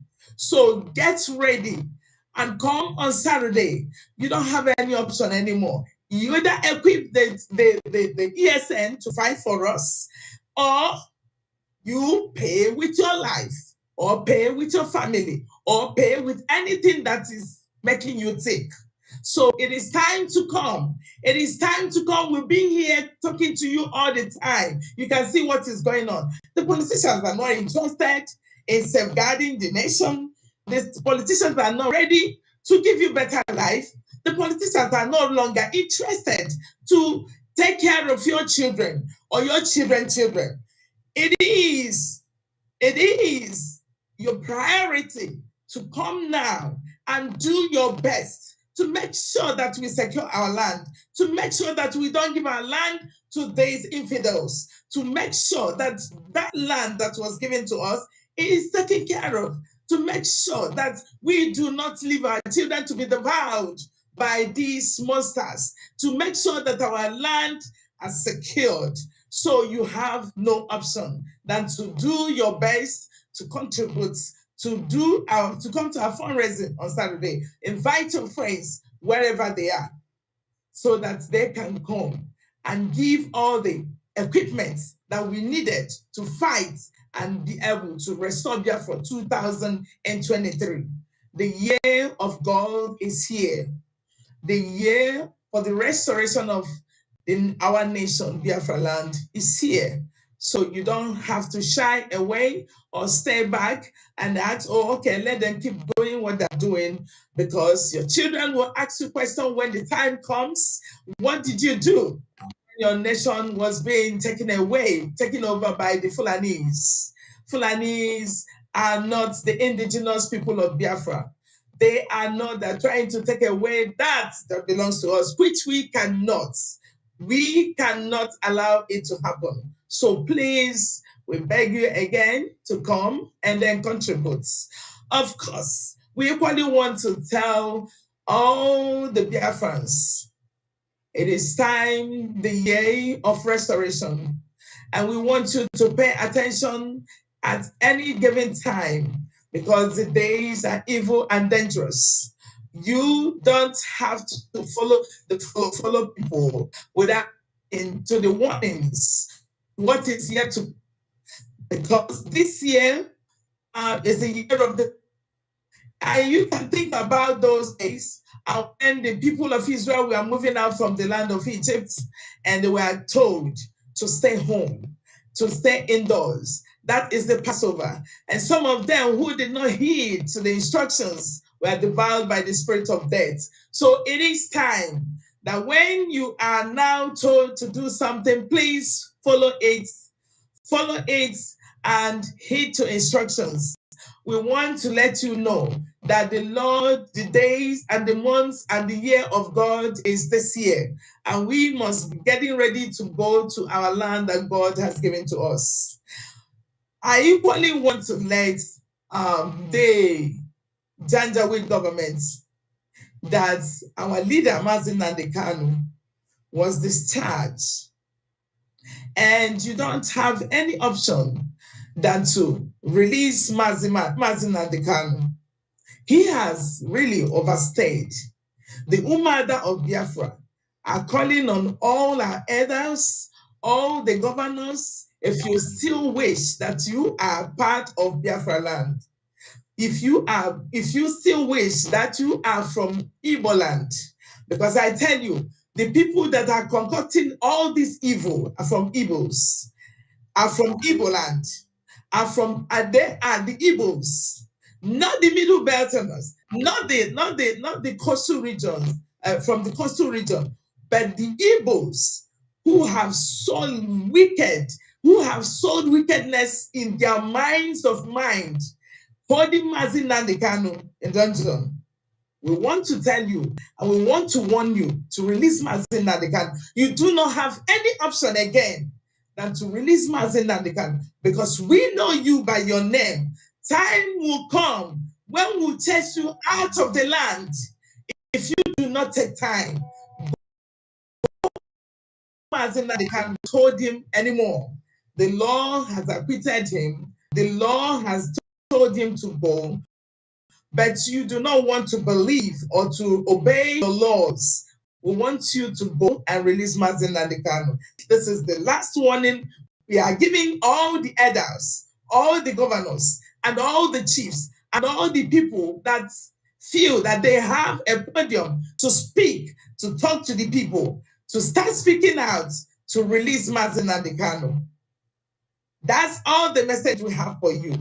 But the most important thing is that you do that which the Lord has said. And we want to equally bring to your attention that the time is here, and the time is now, and the time is imminent. Thank you so very much. And while, without being said, I have to bring our Umadas to talk to our people because we don't have much time to spend. So I will be calling on our beautiful woman, Madam Erewa, to talk to our people. Oh, thank you so much, our shell woman of Mother Worldwide. I also want to greet our spokesperson, Mazi Simon Ekpa, for all you're doing. Words cannot express the gratitude, but we sincerely thank you, because if you didn't step in as God asked you to, as our leader asked you to, if you had not stepped in, and our leader knew when he said, we should listen to you, everybody should listen to you and follow you, because you're taking this dimension to a different height, a new height. That's where the struggle is going, and you sure have proved it. Thank you. I want to greet all listeners, all who are there viewing this, and thank you always for coming and hearing and getting the message, and thereby becoming more and more knowledgeable about what's at stake here. I want to greet my fellow mothers for being steadfast and holding on strong, because it is when things get so bad that you must not give up. That means there is a light at the end of the tunnel. So with that said, I am Madam Aniredurishe Erewa, and my message today is una desio una no, we Biafrans, we don't see how we don't dey suffer. Now we can't know now, say two individuals who are a bunch of strangers, they can turn us into slaves. Britain, now one of them. Fulani, now another. And the reason why they did that, we all know, is no longer a new subject. And when the Lugard, we they call him Agan na person wey not get him pikin, not get any pikin. Mercenary, British mercenary wey come. It become turn our resources. Enter evil agreement with a Fulani, with a promise to say, if you join, if Fulani and them work together, then go use our resources, develop Europe and develop help the North. And this is where we are. From beginning, Biafrans never agreed to the amalgamation. They never agreed. From the very beginning to this day, Biafrans never agreed to the amalgamation. You have to go and read the whole beginning. Biafrans never agreed. There were killings. And the killing continued It continued. Even the Nigeria in 1914 never had founding fathers, because those who were called founding fathers are actually babies at that time. The independent criminals, Britain even well carried, say one side, Igbo, Yoruba, bring whether not two Northerners, and they say making a concern. That's not founding fathers. Nigeria never had founding fathers. Never. Independence, Kokot. So now slave, now we did. So now they see, look at everywhere. It's painful. Job, you finish, you graduate, no job. Who caused it? This, what it be name, whether now Amadu Bello, hateful propaganda. In talking, go and see the movie, go and see the video where he was interviewed. He said it has to always be Northern first. He said, if we not get anybody for the job, he told the British journalist, he said, if we don't have any Northerner for the job, if we don't have any other one for the job, we will take from other places like you on contract. So you can see, there is a limit to which you go sit down quiet. You go sit down quiet. Yeah. Then they pour kerosene for your head. You go sit down quiet. Then they set your house on fire. You go sit down quiet. I am a postman. And I want to say this for the first time. I'm very disappointed in this year. These Igbos, I have to put it out. I am highly disappointed in these people who are such a big traitor. I am disappointed in Ohanese. All these Ohanese, you are not ashamed of yourself. I am disappointed in the Eastern governors. You people are a bunch of disgrace. Destiny to put an you go tip it to, you go and start your destiny to Fulani, start your own children's destiny, start the whole place for your own interest. And you call yourself a human being. For me, as a coastman, let I talk. I have no respect for Ohanese. If you call yourself say you are Ohanese, you are idiotic. Yes. Now me talking. Now because you're now too. Now these British people are not these people that pity bias us and shame on our own coastline leaders too.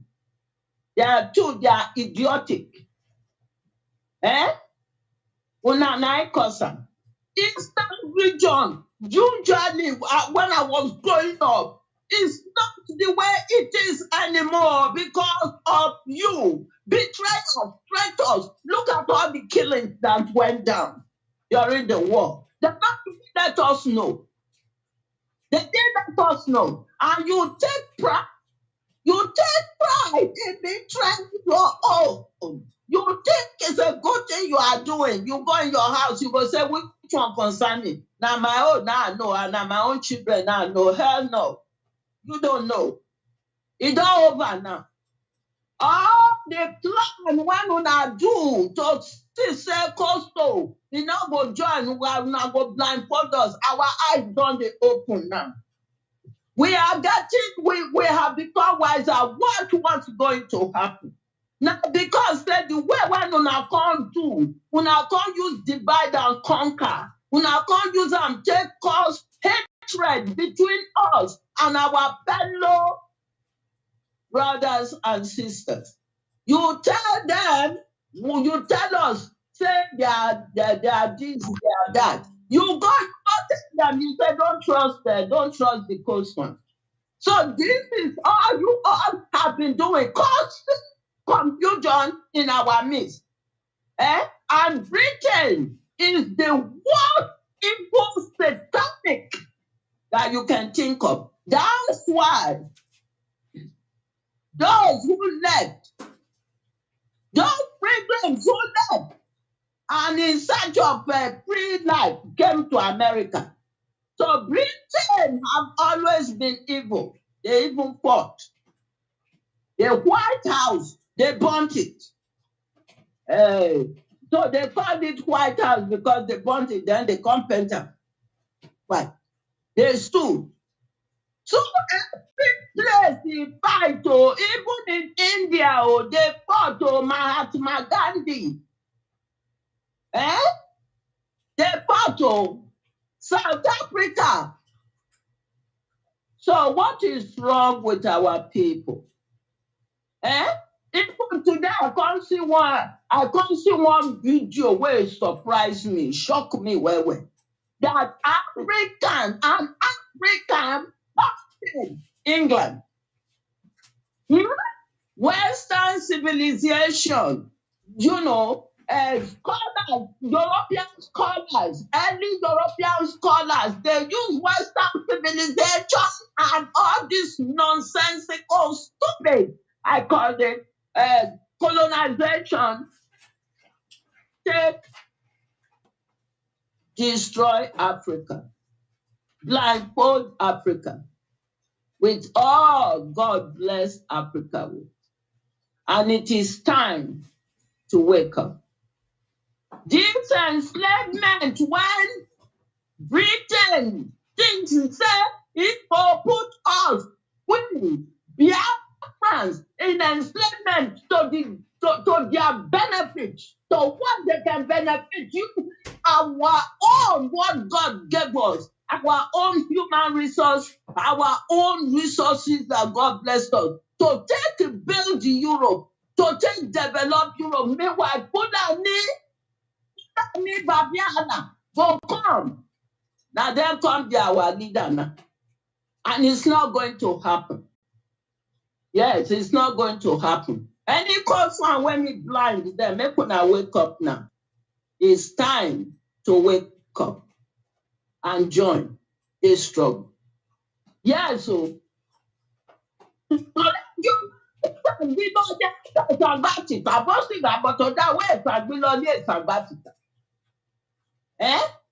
the good for house, it go good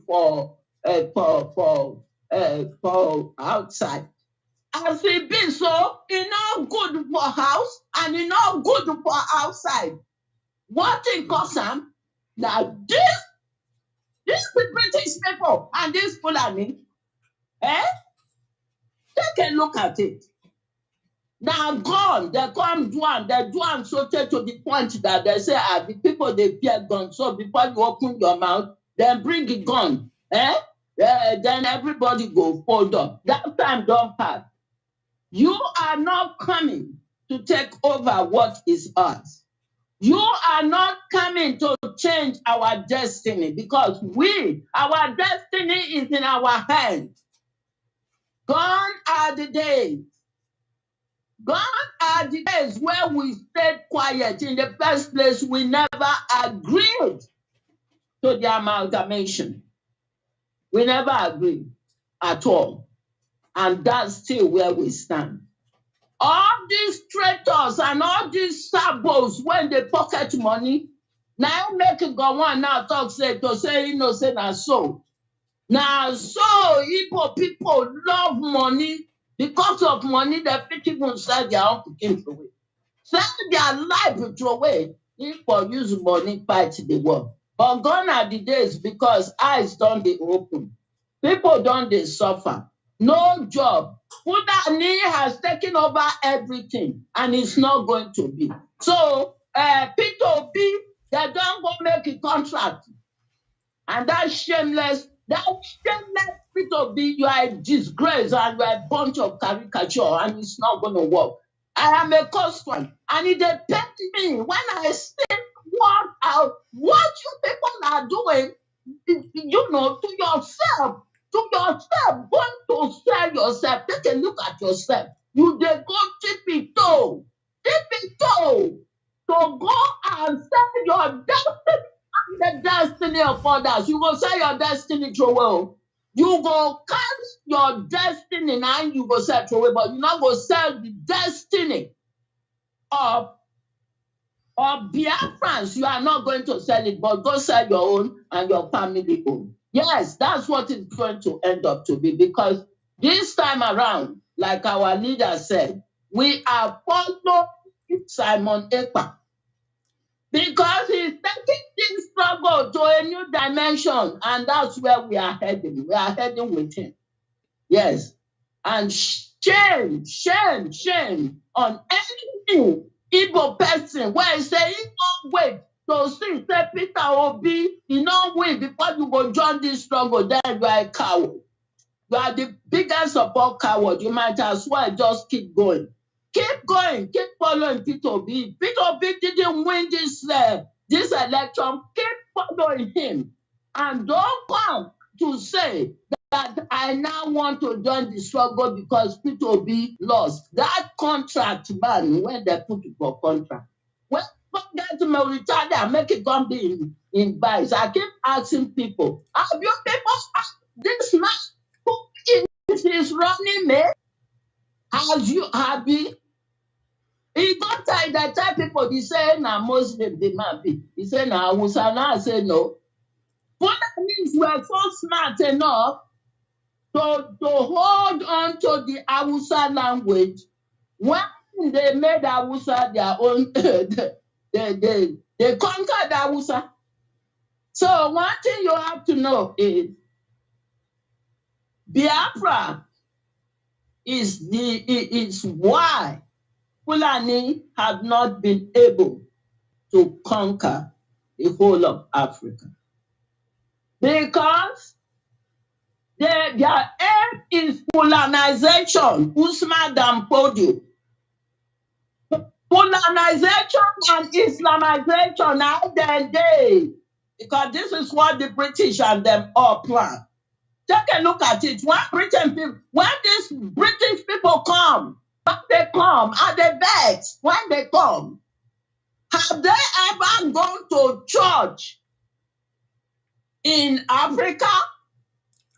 Do they even sing with Christian? I ask. Do they? Where do they always go to? They go to the north. And they sit down with those people when they wrap their head with a band. To band. Doesn't that tell you something? And then when they go home, they keep it to church. They cannot even go and visit mosque in Europe. But when they come to Africa, that's where they go. So, be wise. It's time to be wise. Most especially, look at what is happening to the generation. They are killing our young children, our young men. They are killing them, butchering them. Every level they're raping the women. And me not safe anymore. If I tell you now what doing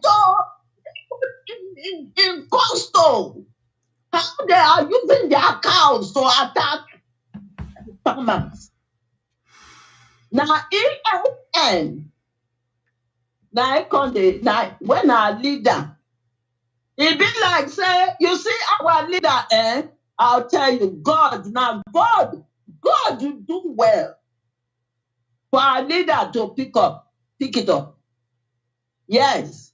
It looks like God is guiding him in spite of all the bunch of criminals, I call them. Criminals, Sabo, DOS, shameless idiots.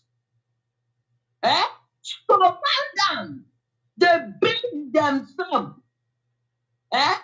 Who can afford them and not be them, idiots. But God guided him. Yes, and came. Yes, Chinansa Wodu, God's will, Nanje, and all of them. But with all that, that's how he took this Biafra to heart. Nothing meant anything to him. Biafra is what God sent him, and he sure proved it. Because I went to see him in Israel, and I know that's one of the best, I would say, by being in this struggle, going to see our leader with just my 2 naked eyes. I always thank my God. Yes, I always thank my God because I see him. I see he did Biafra, not be saying I just talk. He is very passionate about him. And when King said, I'm ready to sacrifice what is sacrificable. Yes, he meant it. So, we have to belt up. Please, let's belt up. Enough of this killing. And do you know what's so painful about it? When they are doing these killings, the media gutter, they hide it. Even within that, you know, post-fans, they don't know what is happening. They don't know what is happening. There is what they also did to post-fans. It be like say they take cost to finish, now they lock them for box. Then they can't lock the box inside another box, When I don't see boxes when they tie, you will put one box inside one box, Then they lock them finish, then they carry and go to them for that room and lock them there. So you can see the journey it will take for cost ones for their eye to open. Is a lot of boxes that have to be unlocked in order for them to say he now so hey so back in one night eba show any we bonaba show any dangote that time una go say hey so now so. And when people Biafra go come, many of them are not going to know half of what's happened. You won't know. Talk to some of our people, then see they talk nonsense. Did they vomit rubbish? Living in slumber. It's time to wake up, my friends. It's time to wake up. Please. ESN that our leader launched. Now God make a launcher. The Biafra spirit did not sleep. Now them now, and we have to take care of them. It's our responsibility. And we not be too selfish. We thank those who always, constantly, when we say fundraiser, oh yeah, they don't come, they're not tired, they value, they are very passionate about this struggle, they are very passionate about freedom, they are very passionate, they want the freedom at all costs. Let's be like that because that's what our leader expects of us. Yes. There when it is so, that place, DSS, why is it there? Is there because of this year when we just saw February and we want to put them there? After the election now, then they go say, hey, yes, we don't do. No negotiation. And all those idiots who are begging. Why are you begging? You are begging who for your freedom? Now be your God? I saw one video where people You know, I respect Igbo, so please. Those who stood, because if it is also not for Igbo speaking, where we just so we're not for them. This struggle, where it just so not go there. Because our people were so blind. So I'm very thankful. But those evil ones are too evil.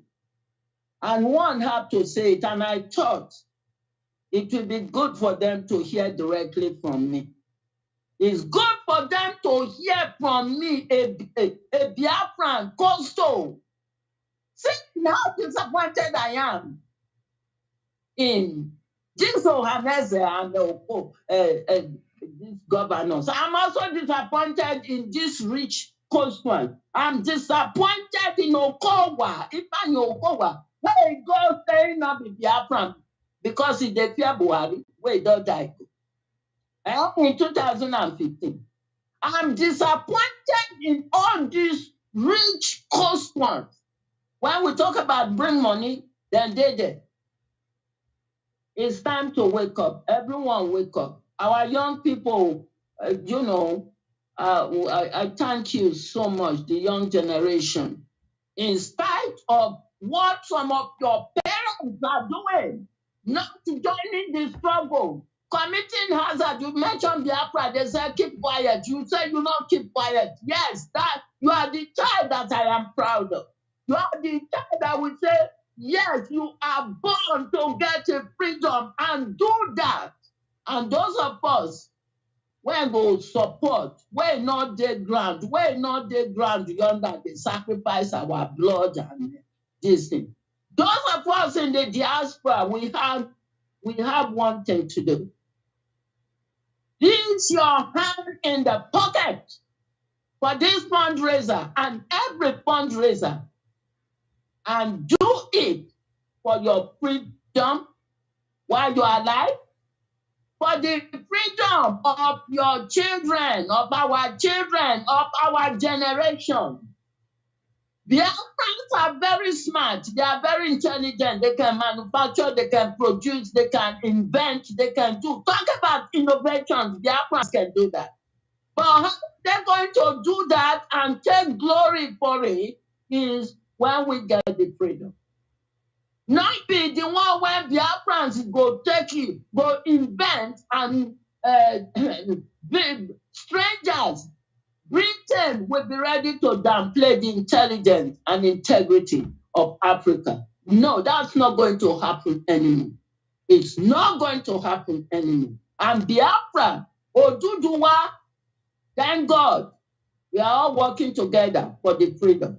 So, I beg you, put your hand in the pocket.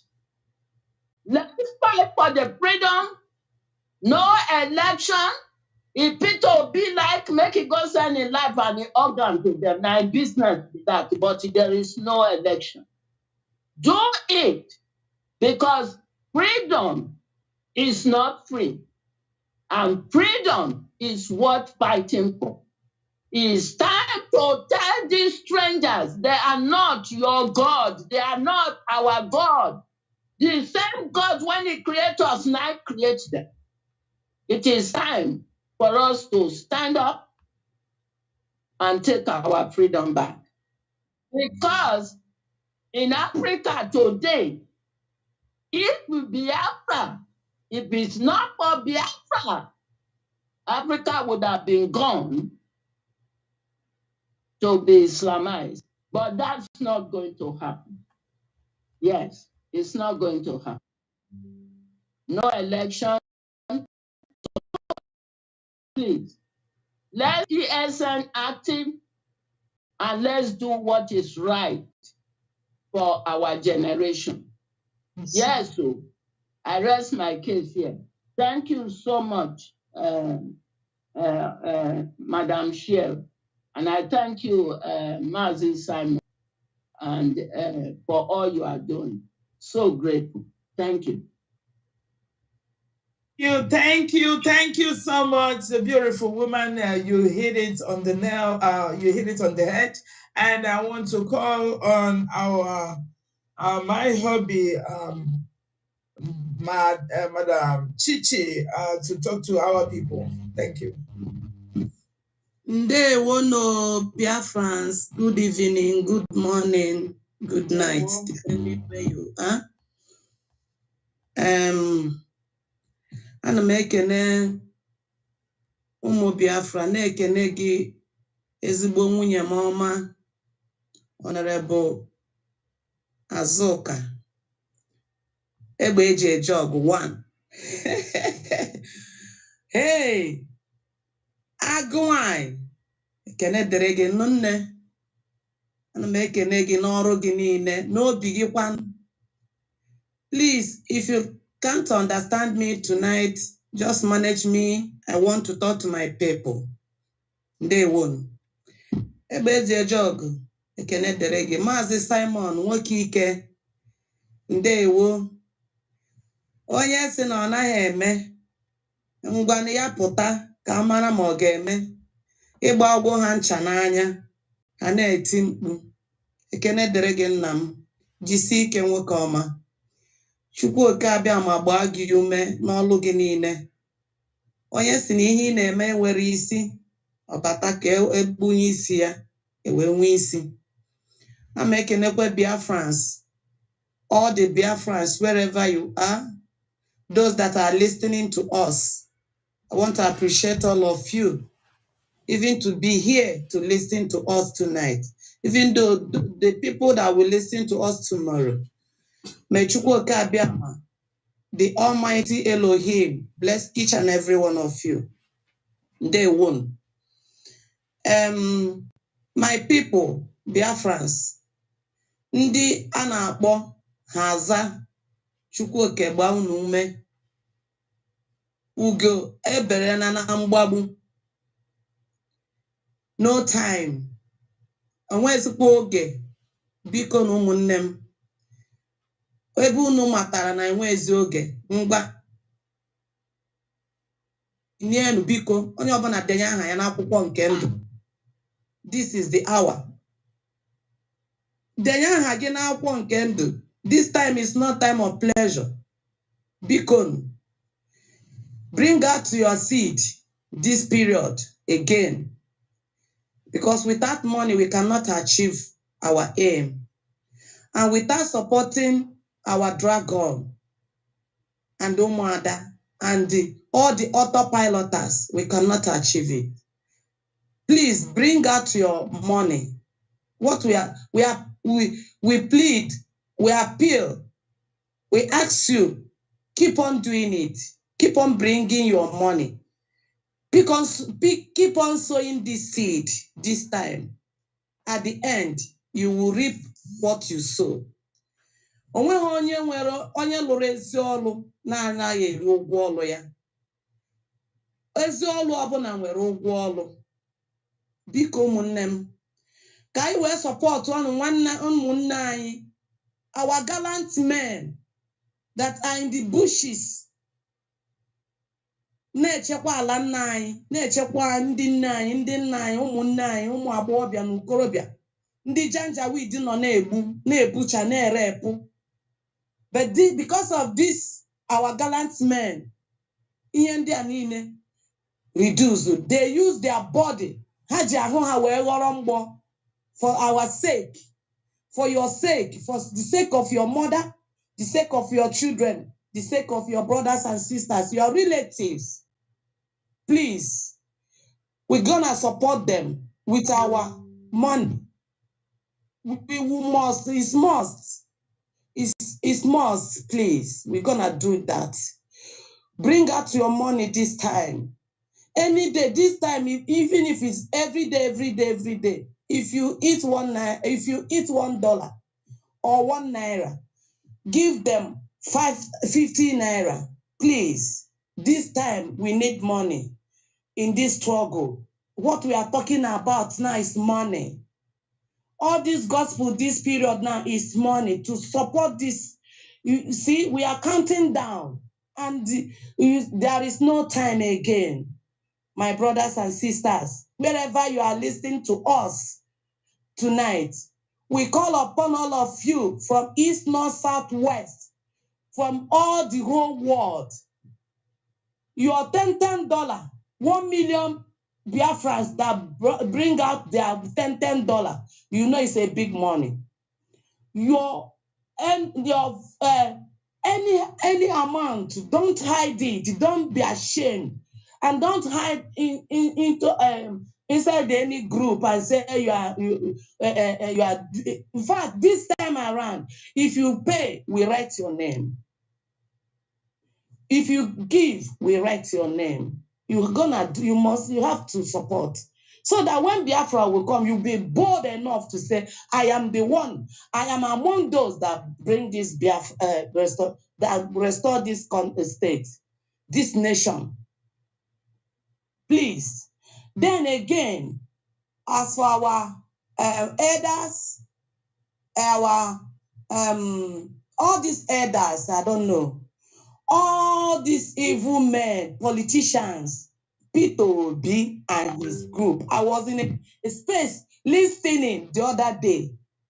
Is it yesterday or day before yesterday? Hearing our people saying that they don't want Mazen Nnamdi Kanu to come out. If Mazen Nnamdi come out, he will destroy the election. Please, beg all of you in the name of God, don't listen to these fools. God will judge all of them accordingly. Because of selfish interest, that is why they don't want their brother to come out. Peter Obi, you sold Mazen Nnamdi Kanu because of they paid you to distract us. God Almighty will judge you and your group. I'm telling you honestly. You have the heart to say that you don't want your brother. The prince, the king himself, the lion himself, the whole Africa Germano, the whole world Germano. Asia Nabani Maraya. Unwed meeting because of the Ifotara election. You and your elders, you and your cohorts said that you don't want him to come out. If he comes out, he will be a problem to you. But you forget that last time, in 2019, because of you, Peter Obi, I myself, I followed you. I supported you because of you. But this time you denied us. You denied Biafrans. You are no more Biafra. You are no more IPOB. Peter Obi, God will judge you. You and your group, God will judge all of you that kept Mazen Nnamdi Kanu in DSS dungeon, suffering for nothing's sake. You and even the Caro White, because he's the brain master of the whole thing. And all these evil men called themselves DOS. Chinasa Nwushi and their cohorts. God will judge all of you because of money. Because of money, you guys sold Mazen Nnamdi Kanu. Because of money, election. How do you in this earth? How do you believe that you will win? All these youths that are following you, they don't have PVC. Don't you know that? Instead of supporting us, all of you now hide your face. You hide yourself. We are not hearing even the senators, the House of Rep, the councillors and chairmen. You know, they build their evil men as a bubag to be killing our youths, killing our mothers, burning our houses, burning our markets, burning and destroying everything. You are looking down on Simon. Let me tell you, Simon is a God sent. He's a child of destiny. God called him for this. And there is nothing, even when you look down on him, even when you support him, even when you did not support him, he's already ordained and he must bring Biafra, whether you want it or not. You better go and die. You better hang yourself or jam road or hit motor to crush you. God has ordained him. So you better join now. You're calling election. This idiot say that he don't want Mazen Nnamdi Kanu, that we should stop Biafra now. After election, then we will start. Men of integrity, intelligent men are saying this thing. God will judge all of you. Chukwu okike abịama ga-ekpe unu ikpe. Ndị abịara n'ahịa ama ihe ahịa zụtara. Ndị amakome, ndị obi ọjọọ. Asị m ka m were asụsụ mgbake n'unu okwu. Unu dị iwe. Iwe egbu unu na ihe a na-akọ unu. A na-asị Igbo. Iwe gburu unu. Unu dị njọ. Unu dị njọ, ndị ụfụ anya, ndị ụfụ obi. Household enemy. Ọ bụ ihe unu bụ. Nwanne unu nwoke.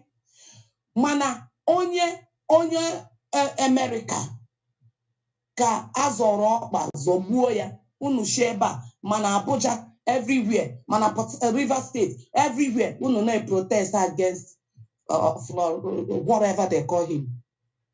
Unu na protest. Now a man discharge unu kpere ikpe na court unu discharge ya. Unu enweghị ike release ya, and onwe onye n'ime unu ndị a niile na-agba ọnụ kpakpakpasị ka ha protest against it. If not IPOB autopilot, if not disciple of Mazen Nnamdi Kanu and all others and the autopiloters, immediate things. Bundi stand strong with their two legs. Now fight with all the good. Ndị obiọma niile nchọrọ nwere onwe nso na-agba ọsọ bụ ndị kwụsịrị ike si na Maazị Nnamdi Kanu. If not, ha ka egbugwo Maazị Nnamdi Kanu. But onwe onye n'ime unu bụ ndị elder. Look, time will come. You just begin to pack your loads now. I just want to give you an expo. Begin to pack your loads, bag and baggages now, because this Biafra land will not, I can never, oh God. You guys better go and bring out Mazen Nnamdi Kanu. Otunu Shireya, 1 Kunu Shireya, Judas see, Nana Barosi Imo State, Osi no well, Osi na Abia, Osi na boy. Judas Iscariot onye unubo. Ụmụnne Judas ife ajunas unu ree nwanne unu nwoke. Onwe ka o si emeta unu n'obi. Simon na-ekwu ọdụkwu unu ka unu rekwuo ya. Peter Obi chere da nke nwoke anụnwa bụ aboki.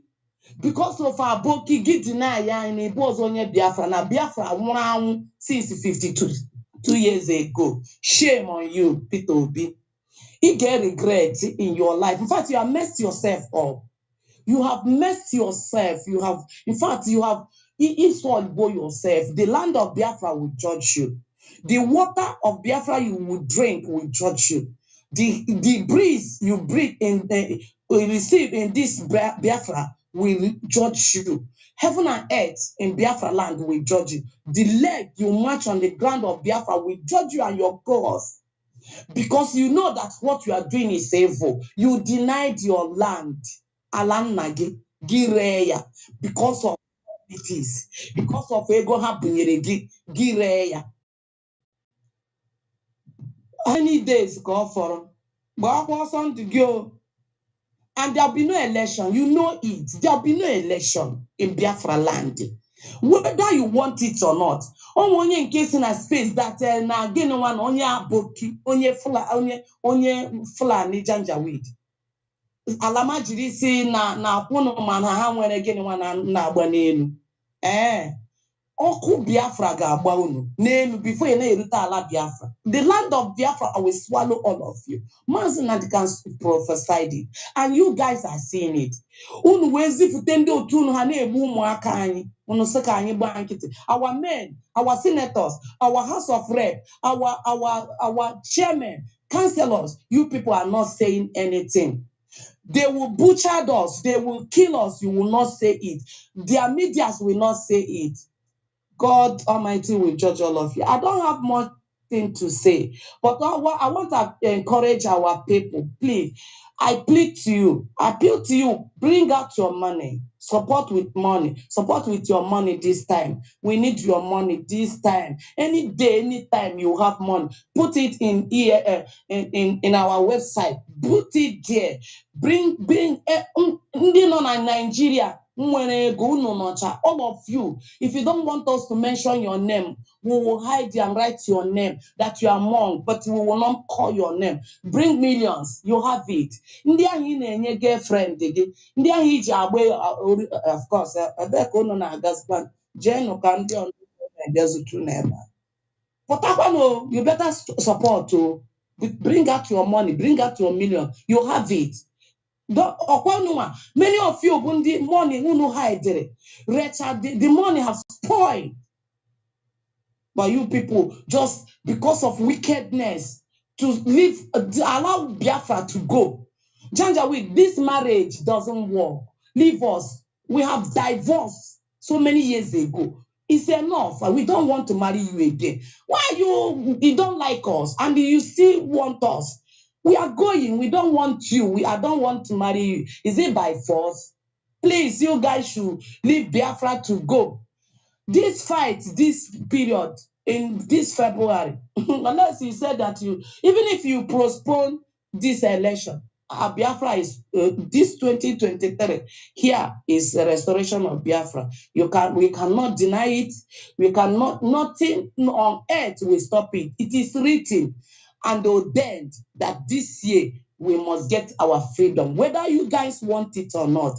Biafrans, I thank you, and may Chukwu Kabiama bless you as you are sowing your seed, bringing your tithe this season. On Saturday, coming Saturday is our mega fundraising. Come in masses. Come by yourself. Bring out your name, bring out your money, bring out yourself. We will call you, we will protect you, we will thank you, God of Biafra. We open doors of money, open doors of business. We bless you financially and materially as we are doing it. May Almighty God bless all of you. In the name of Chukwu Kadiam, He say, they will know. He say, thank you so very much. Thank you, and you hit it. And I want to bring Black Marquis Blessing to come and talk to us. Blessing, are you there? Yes, I'm here. Okay. Oh, good evening. By the way, you look so awesome this evening, man. I like that blouse. Go ahead. Okay. You're welcome. Okay. Good evening, dear friends. Happy glorious New Year. I greet you all. I greet our media team, our gallant men on ground, all my fellow Biafrans in Biafra land. May Chukwu Okike Abiama continue to bless you all and guide you. I greet our chairperson, our own. Okay. May God bless you. May God bless you, our dragon, our spokesperson, Mazi Simon Ekpa'S. God bless you. God bless all the true freedom fighters. May God bless you all. Yes, this time we are here again to do what we know how to call on our brethren for the forthcoming fundraising. As you all can see, the zoo has fallen completely. Completely. Zoo is gone. And it's good because there's nothing there's nothing to show that contraction is a country. Is it light? Is it healthcare? Is it school? Is it job? Is it clean water? Is it light? Is it good road? Tell me, the worst part of it is insecurity. Security in that country is on zero, not even even less than zero. See? You're not even, you're living in that country, you're not even assured of the next minute of your life because you can be kidnapped, they can arrest you, anything. You can die on an accident because of bad roads. If you are sick, no hospital. If you manage to get to hospital, if you don't have deposit to pay, you will die. No treatment. And that is the reason why we are fighting to get Biafra. I'm telling you, when we get Biafra, all these things we are enjoying in this Western world we are, is going to be double in Biafra land. Free education, clean water, good light, 24 hours light, good road, security, name it. Even if you don't want to work, the Biafra government will be paying you. Free hospital. What else do we want? Tell me. Tell me, my people, my Biafran people, just tell me what you want. You prefer to remain in that zoo, or do you prefer to be in Biafra? A golden, the country that God has blessed with every resource.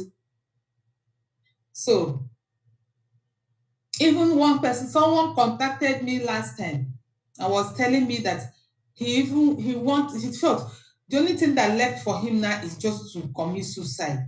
I say, why? He finished school for the past 5 years, no job. The parents sold everything they have to train him in school, in college, in university. And after that, no job. Now this man packaged himself, managed, struggle, suffer, and gather a little money, set up his business. The Nigerian government destroy that market and destroy everything. Is that a country? Is there a place you call your country?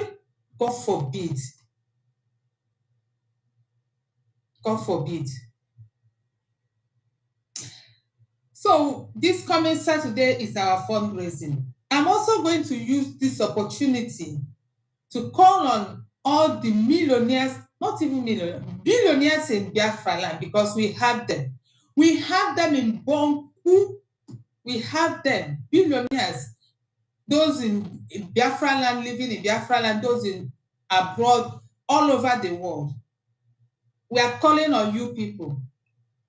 We have been begging you people all the time. Anytime we come out here, we call on billionaire in Biafra land. Come and help, come and help. We need you, we need you. Remember, whether you help, whether you bring your money for this struggle, we will get freedom.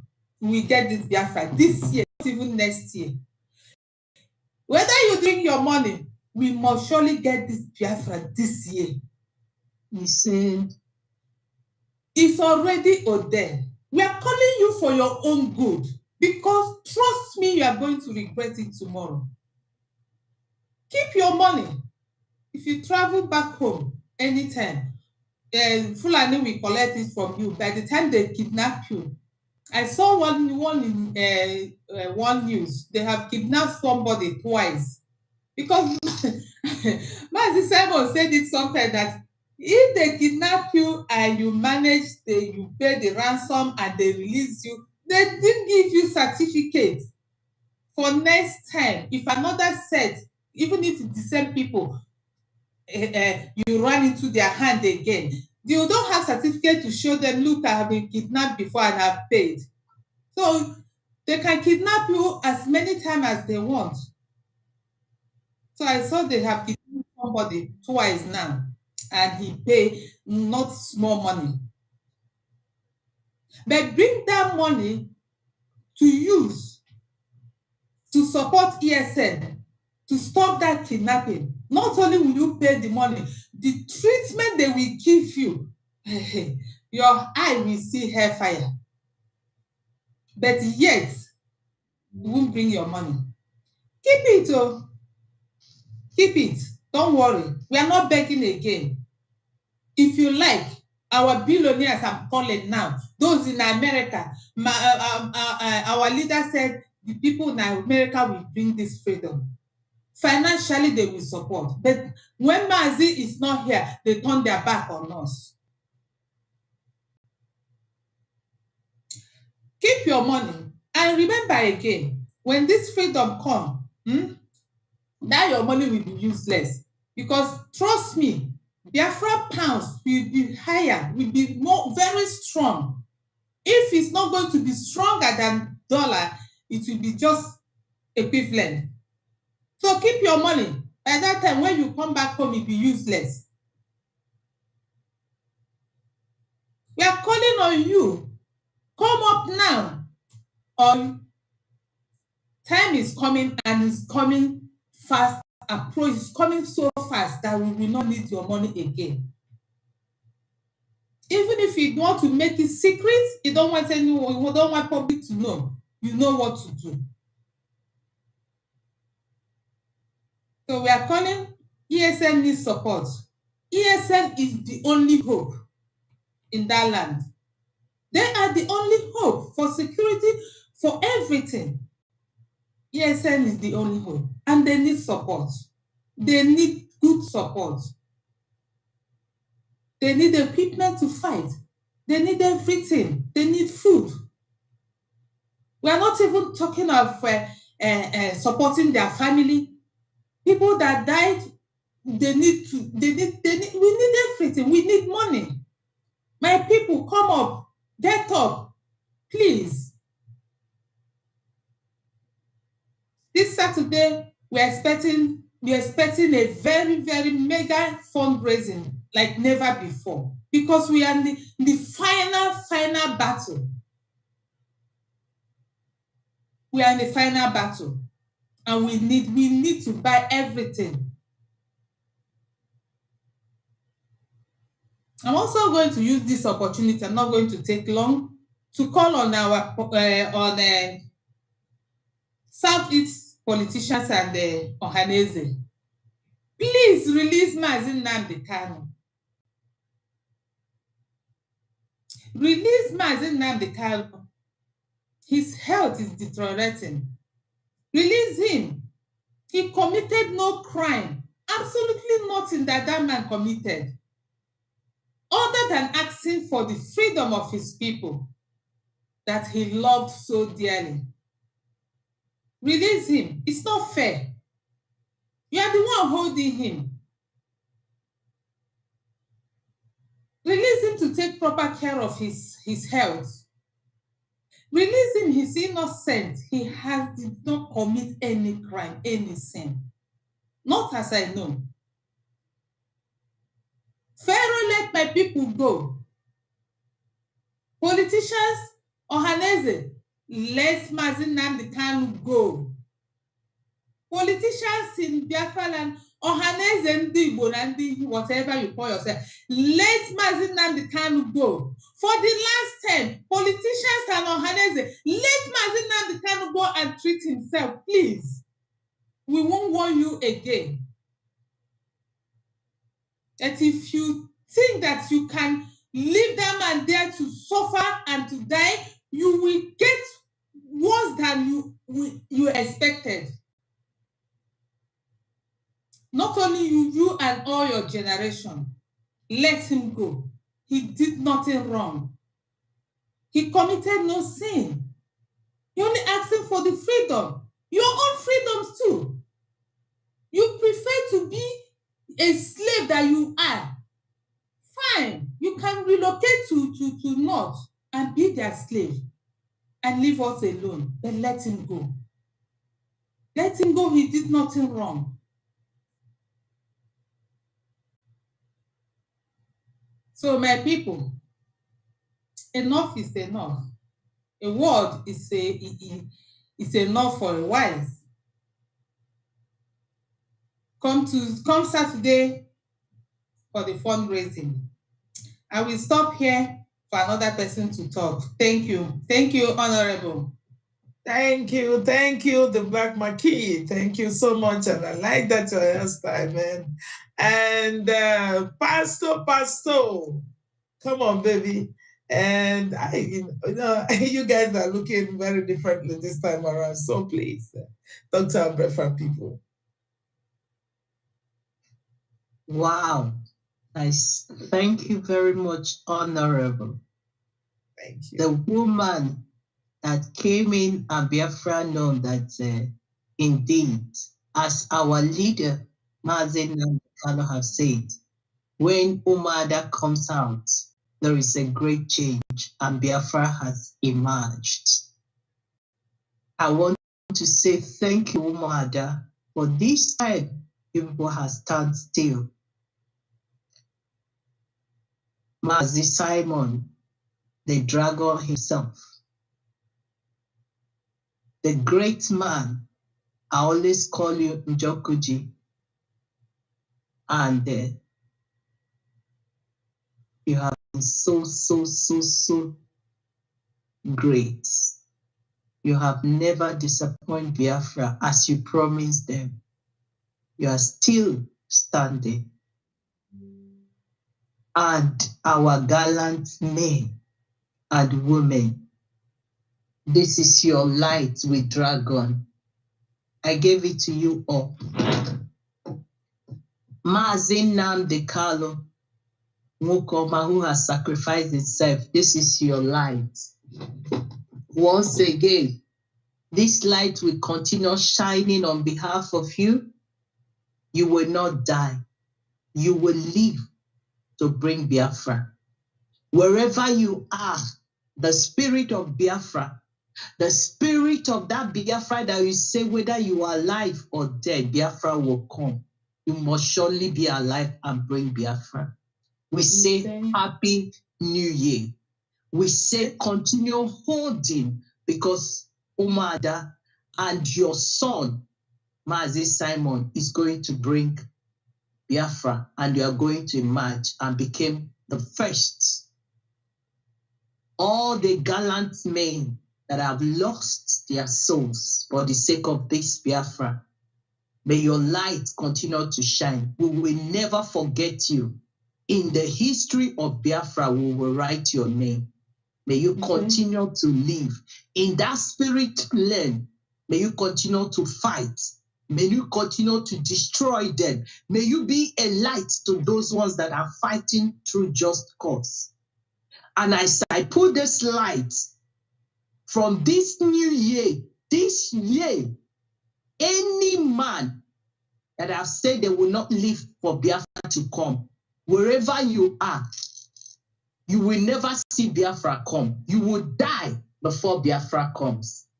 And anyone who has gone to any native doctor or any shrine or any altar in the market square, in the T-junction, who has vowed or any goat or any cow, say that Biafra will not come.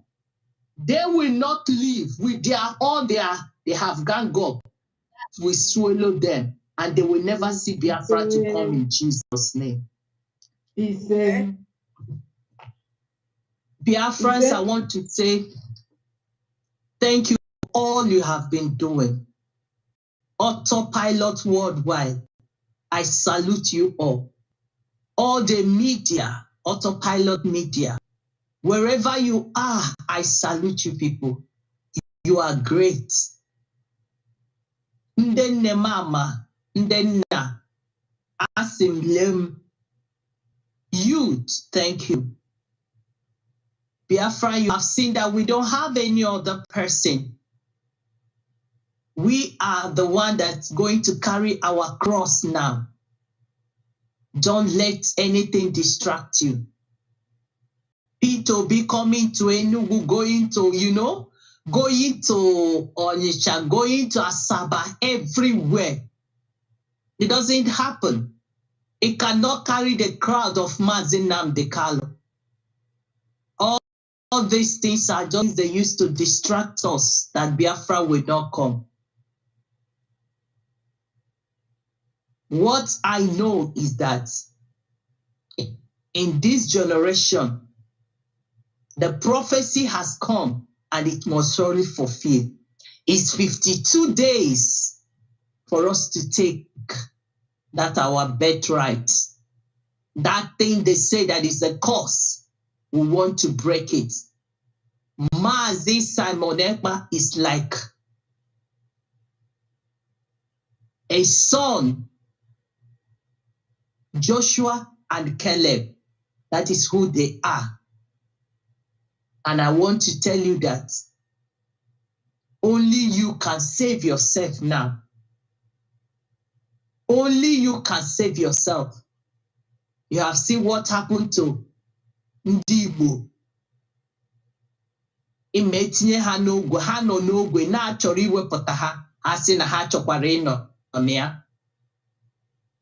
Look at all of them now that is asking about P2B.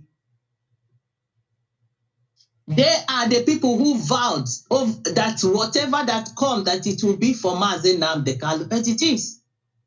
I just want you people just to hear a little bit. Look at what happened to Abuja just a day ago. I just want you people to hear it. They are still in shock over the attack on their community by gunmen. We just had a gunshots. And from that gunshot, it was as if it was banger. But before you knew what, a news brought to us that some people were being kidnapped. So by we running to the sand, we discovered that some houses were being buckled. The gunmen were said to have stormed the community in large number at about 1 in the morning, forcing their ways into the homes of residents. So many of them busting and start beating my husband, start beating me. I entered the toilet, they dragged me and flung me to the bed. Was slapping and kicking my husband with leg. That where is money? I said, no money. There's no money. But I have a massaging machine. If you sell it, you can get money from it. Maybe you will take it. See, I now brought it out. And I took some of his shoes and his clothes. And then I was out there, trapped him outside, living with me inside the house. All the address and everything was black. This black, everything was just black. 4 men were abducted from the community, according to residents of the area. Yesterday night, he called me. From there, I talked to my husband. I spoke to the man too. The man told me, say, he wanted money. I said, to how much with the money? He said, 100 naira. 2 of the men abducted are pregnant wives who said they were allowed to go. They wanted to take us all to the bush. And on the process of doing that, an argument came. Some said, leave her. Some said, let her go, come with us. So finally, they came to a conclusion that they should let me go. And that was how they took my husband. Among the abductees are... Have you seen it? Do I show you more? That is what you want to still live. These are the people who say they want to get Nigeria. A man, check all of them. There is nothing you can say they have done tangible thing.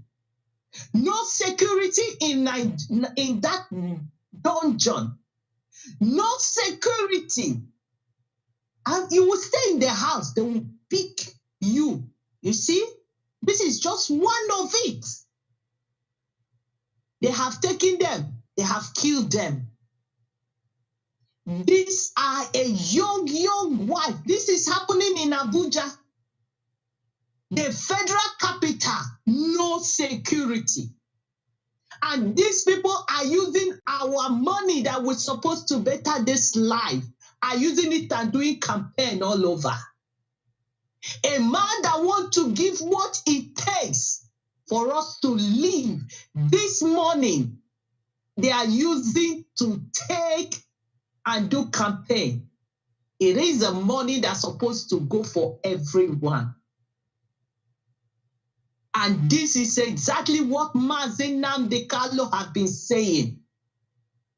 That they will go and come back in shame. Mazi Simon Ekpa has been saying it day and night. say that this is the time, this is the opportunity we have. Let it not be too late for you people. Let it not be too late. You have the opportunity to get these right by coming out on Saturday and give that which you know that will be Biafra. Your tithe is in this Biafra land. Your offering is in this Biafra land. Your thanksgiving for God to take you from 2022 to 2023 is in this on Saturday. Look what is happening all over this Janjaweed that you want to still come. Let me ask you, this P2B that is going around, this money they are spreading, can they use it even to build a hospital, to build a mega light that you can even have three hours in a day? But no, they will gather this money year to year, take it and come and lavish you people. Last time they were showing what they give: 3 Maggi, 3 pepper soup, 3 this thing, 1,000. In less than 1 day, you will finish it. And you start looking for another one. And we say that, you Biafran, come and see the real Biafra we want to give you. Heaven on earth. It's not about Dubai. No. It's not about London. No. It's going to be greater than this. Because you know why? The generation we are, it's not analog, but a digital. If you think that we are joking, if you think you want to hide your money, the God that sent manna from heaven during the time of Israel will still send the manna for Biafra to come. But what we are saying, that it will be good for you to come. We are not begging anyone again or pleading for anybody to come and give. We are now saying it is mandatory for you to come on Saturday and give.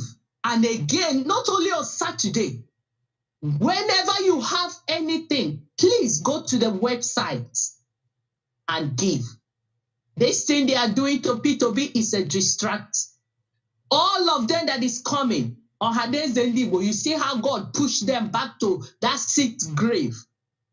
You see what happened early this year when they want to attack Mazi Simon Ekpa.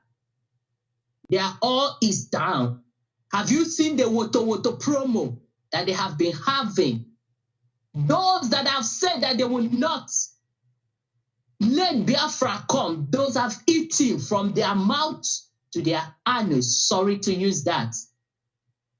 What we are saying, and what we are saying, that it is time for us not to sell again the second time our birthright, as Esau said, sold it. He sought it by hard way. And that is exactly what we, the Biafra, is sorting it in hard way. Our parents has been killed. Our young children have been killing. They will go to Abangwa where they see young boys. They go from house to house and be kidnapping them and be destroying them. Now they go to villages. They kill. And you think that P2B will still go. They are just using him just to distract Biafra. Let me tell you, Mazi Simon exposed a lot of things today. The Hausa has gathered. The Janjaweed said they don't want any Christian community, any Christian country again. For long, Nigeria is a Muslim country. And they say that anywhere in Nigeria, including the land of Biafra, is there. That is only you can get up and say no. Igbos, you like outside instead of inside. But there is adage who says, "Nane tegu from your from inside to outside." You all can do it. You can do it. Biafrans, politicians, businessmen and businesswomen, get up and do the needful. We have stand here for, this is a year plus. We didn't give up when nobody believed in us. We stand and we are still standing. By Chukwu Kikabiama, who has brought us in this journey, he will do what he would do, because he didn't bring us to leave us in the middle. He brings us for Biafra to come. And my final words is to say, last year you people has done a lot. You have given with all your heart, and you have seen how far we have come. And you have seen how far ESM has come. And you have seen how far Mazi Simon Ekpa has come. You have seen how far Umada and others that have came to emerge in this group. Please don't be distracted. Don't let all this campaign make you to confuse and go back. Continue pushing it. We are in the last day. We have 52 days to go. And that 52 days is for you to start every day, day and night. Whatever you have, send it. And please, don't let anyone deceive you that Biafra is not coming. And I and you is going to make the difference. In this generation, we will see it. What you don't know is bigger than you. But now you have seen it. This is not betrayal. Autopilot Mazi Simon Ekpa has shown Biafra they are upright. And exactly what we are saying, that we are waiting for you people to come masses. Thank you, and Chukwu Okike Abiama. Bless everyone. Continue to guide us and protect us. Mazi, thank you for this opportunity. And God bless you, Mother. Thank you. Thank you, Pastor. I told you guys, anyị nwere ndị na-efe Chukwu ajụ na-eje na mmiri na-eje n'elu na-eje n'ala. I kwadola wepụta ije. So thank you so much. You hit it, and I here to welcome our shine baby.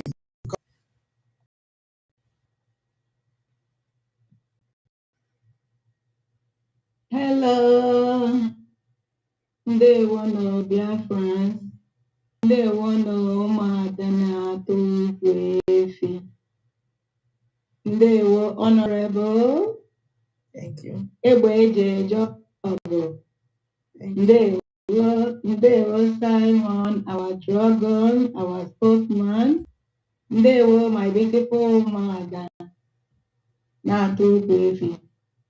Thank you, Biafrans. Happy New Year, everyone. I thank all of you for what that is watching us. And I just want to use this opportunity to thank all of you that wish me happy birthday last Sunday. Thank you very much. Ndewo, Biafrans. So today we have come to come and talk about our fundraising that is coming up on Saturday. So My fellow Umada have said everything. You know, this is New Year, so we want to tell you people that we appreciate all the things, all the support you people gave us last year. And we are begging you people again today to come out, to come and help us. So we to start the fire again this year. So I'm calling everybody, both the one that is in Africa, in Nigeria, and the one that is in Europe and Asia, everywhere, America, that people have to come out to come to start this journey this year. Because this year is the year that all this our suffer will stop. So we have to come out in mass to fight this fight. Especially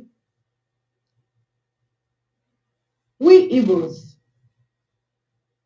Because why I say we Igbos is this, that we have to come out to fight this fight, is that it's we that they killed since 1967. They don't make it for us. And where he's spending me is this, that we know all these things. And we are pretending that we don't know. We have rich people in Igbo land. We have poor people in Igbo land. But those ones that have that money, we like those ones that don't have to be bound down for them, so that we'll be spreading money, do anyhow. All these things is not good. We are children of God. I come in peace today.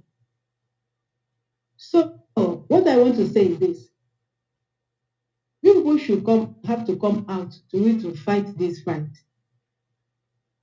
Because na asina oga karaka erugo.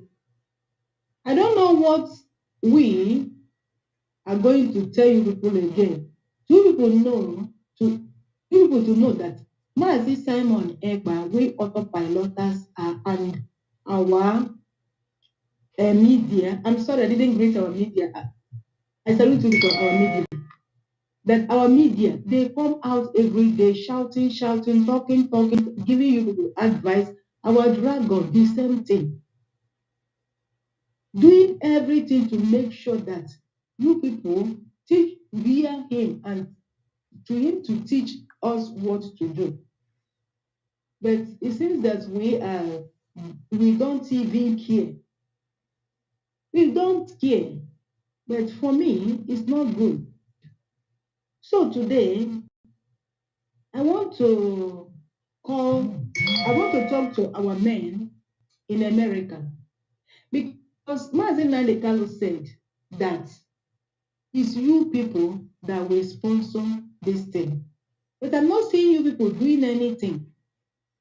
Our men in America. I don't know. I come out today to deposit this house.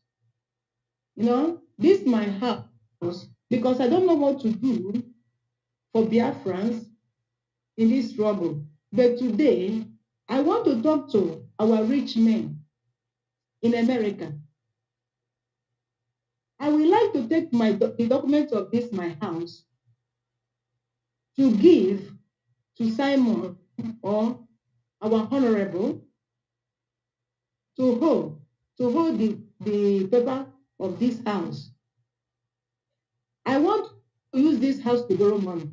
Anybody that is in America, this house, they call it villa. You can go and Google it, know how much they sell villa. I want anybody that can help me to. If you know that Simon Ekpa is not doing it fine, you don't trust him, and you want to help, but you are afraid, let me deposit this my house for you.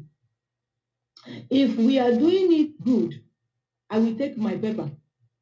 But if we see at the end of this year we didn't get Biafra, you will take the paper. This one is Europe. You can come here. If I didn't give you, if I deny you, you can come here and make case with me.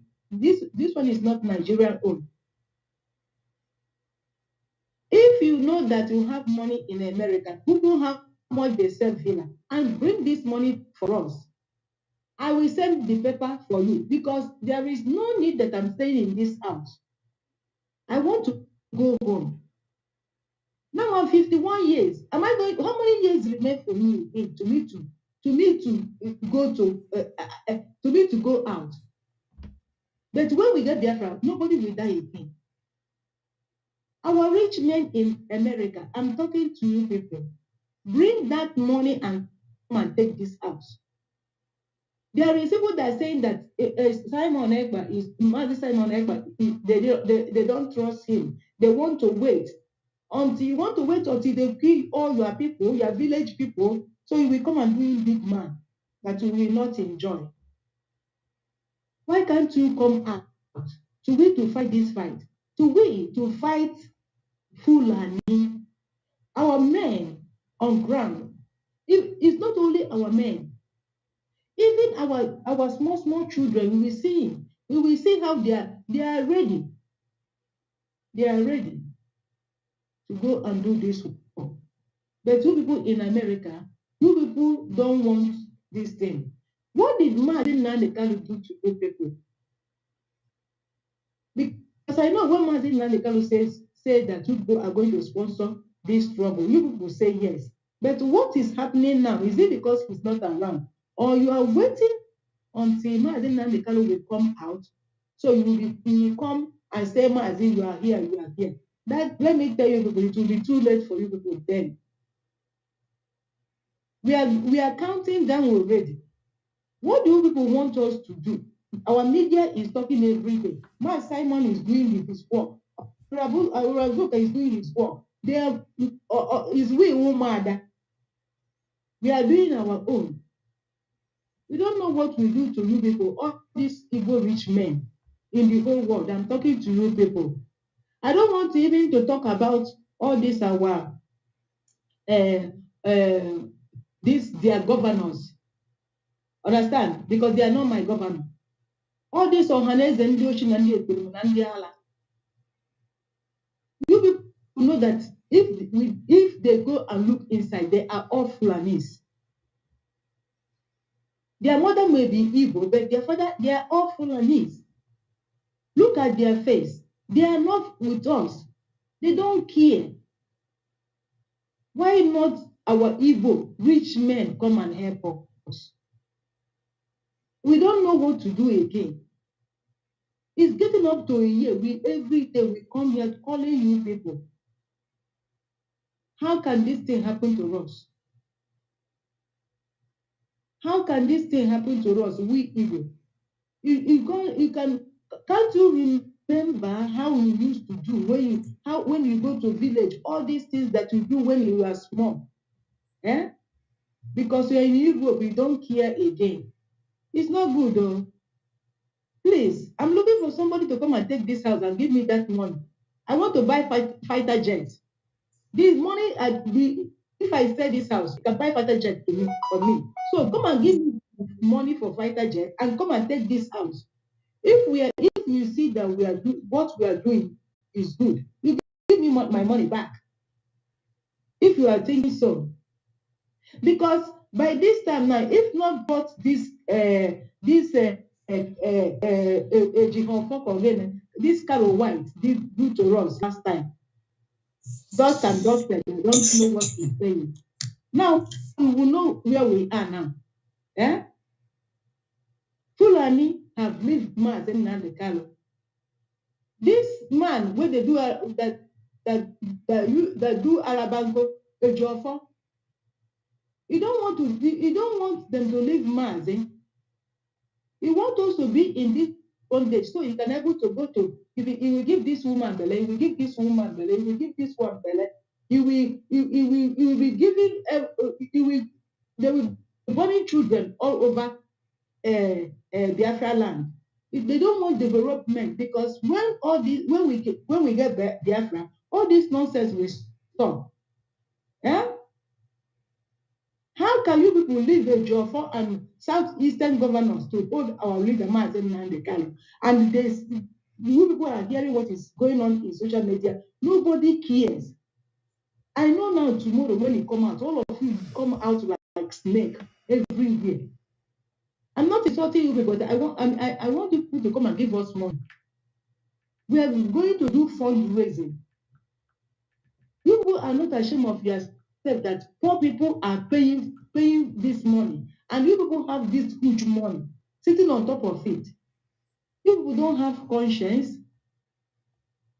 What do you want to Simon Ekpa again to do so that you can be able to believe him? I don't want to say too much because I know that my fellow mother have said enough. They won't be good. Thank you so much. Thank you, Shine baby. You hit it very hard, and I want to equally thank everyone that stayed through all these deliberations. But I want to bring to your notice that Mazi Simon Ekpa has no hold on your money. Okay, he has nothing to do with your money. He has not even gone close to your money. The money is being taken care of by the Treasury Department, and they're distributing it through the Umadas, making sure that ESN is taken care of. I was sure that when we started, that there was no structure in ESN. But I can boast, and we can boast of it, that they are being taken care of. So if you think you're giving money to Simon Ekpa, far from it, because he has never seen your money, not even a dime. He has never touched your money, not even a dime. So far from it. We are making sure that everything, that every penny that you've given to us is given back to the appropriate quarries. The ESN, purchasing their arms, purchasing their equipment, giving them food, making sure they are taken care of. But we still need more. We still need more because their children, some of them are not going to school.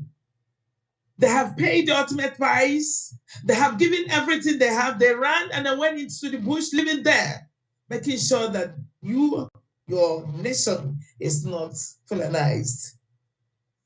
I want to tell you that if you don't have any option anymore than to fight this to the last, because Biafra is coming.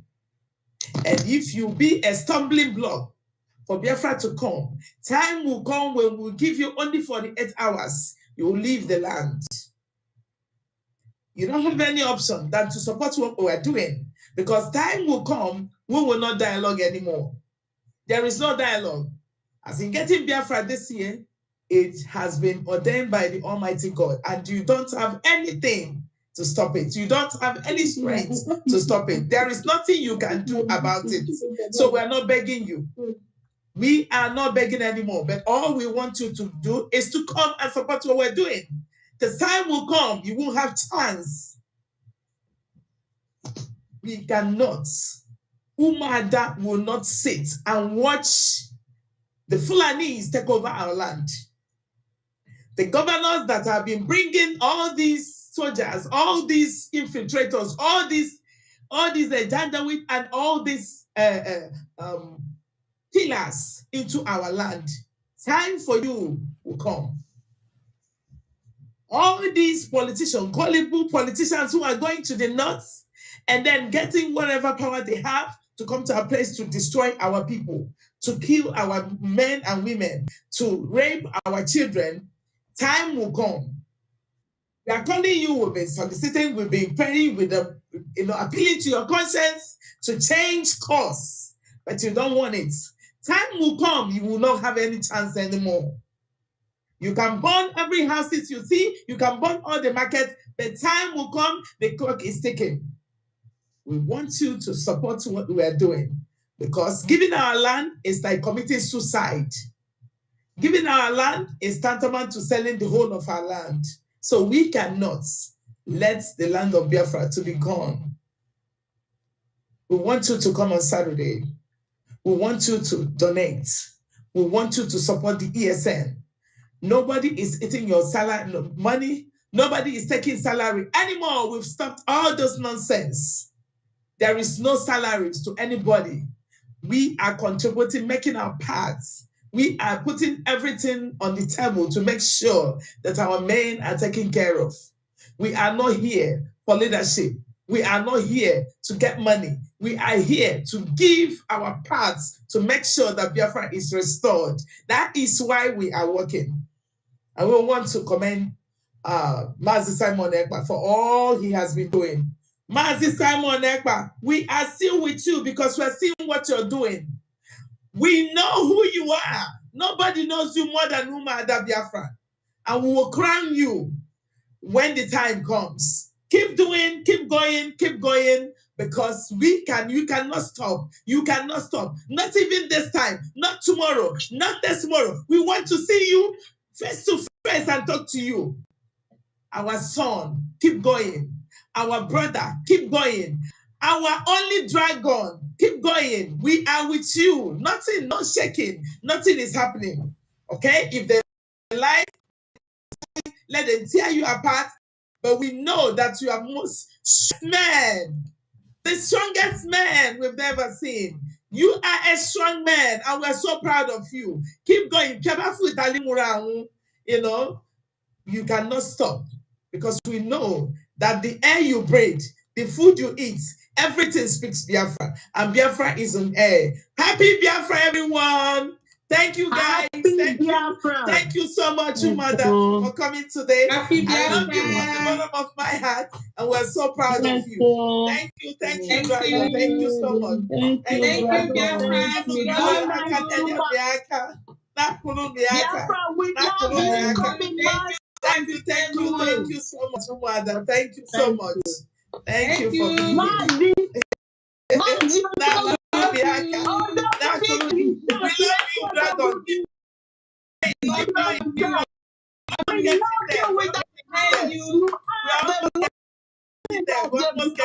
We're almost getting there. We're with you 100%. Thank you so much. Thank you. And thank you for hosting us today. You are the best thing that ever happened for Biafra. Yes. You are the best thing. Yes. Keep going, brother. Keep going. Thank you so much. And thank you, Biafra. Thank you, Biafra, for supporting, for believing in us and coming, Mazi. Thank you for making Mazi to be proud. Thank you very much. He's proud of you. Thank you so much. Thank you, Mazi. Right, we continue. Okay. All right, and that is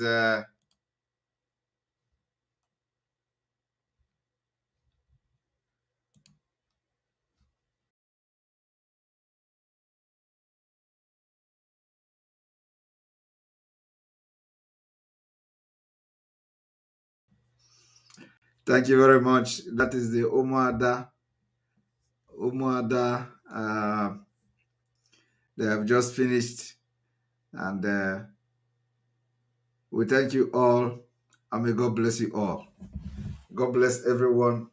God bless Mazenam Dikano. God bless Sodi Boho and Professor Banji and all our alliances. May God bless the Umuada that just left here and their husband. May God bless our media team. May God bless our Eastern Security Network, all our gallant men, our alliances, and everyone. All the department and all the SMO and all of them. May God bless all of you. From here, from me, is good evening. Remember to be part of the fundraising. Very, very important. Very, very, very important. You must go and listen to Simon Ekpa, who is doing a very fantastic job. Very great job that Simon Ekpa is doing. Very, very, absolutely fantastic job that he's doing. You must listen to him and share his videos accordingly. Very, very important. He is bringing a new dimension to this very awareness that we are making, and you must listen to him. Very, very important.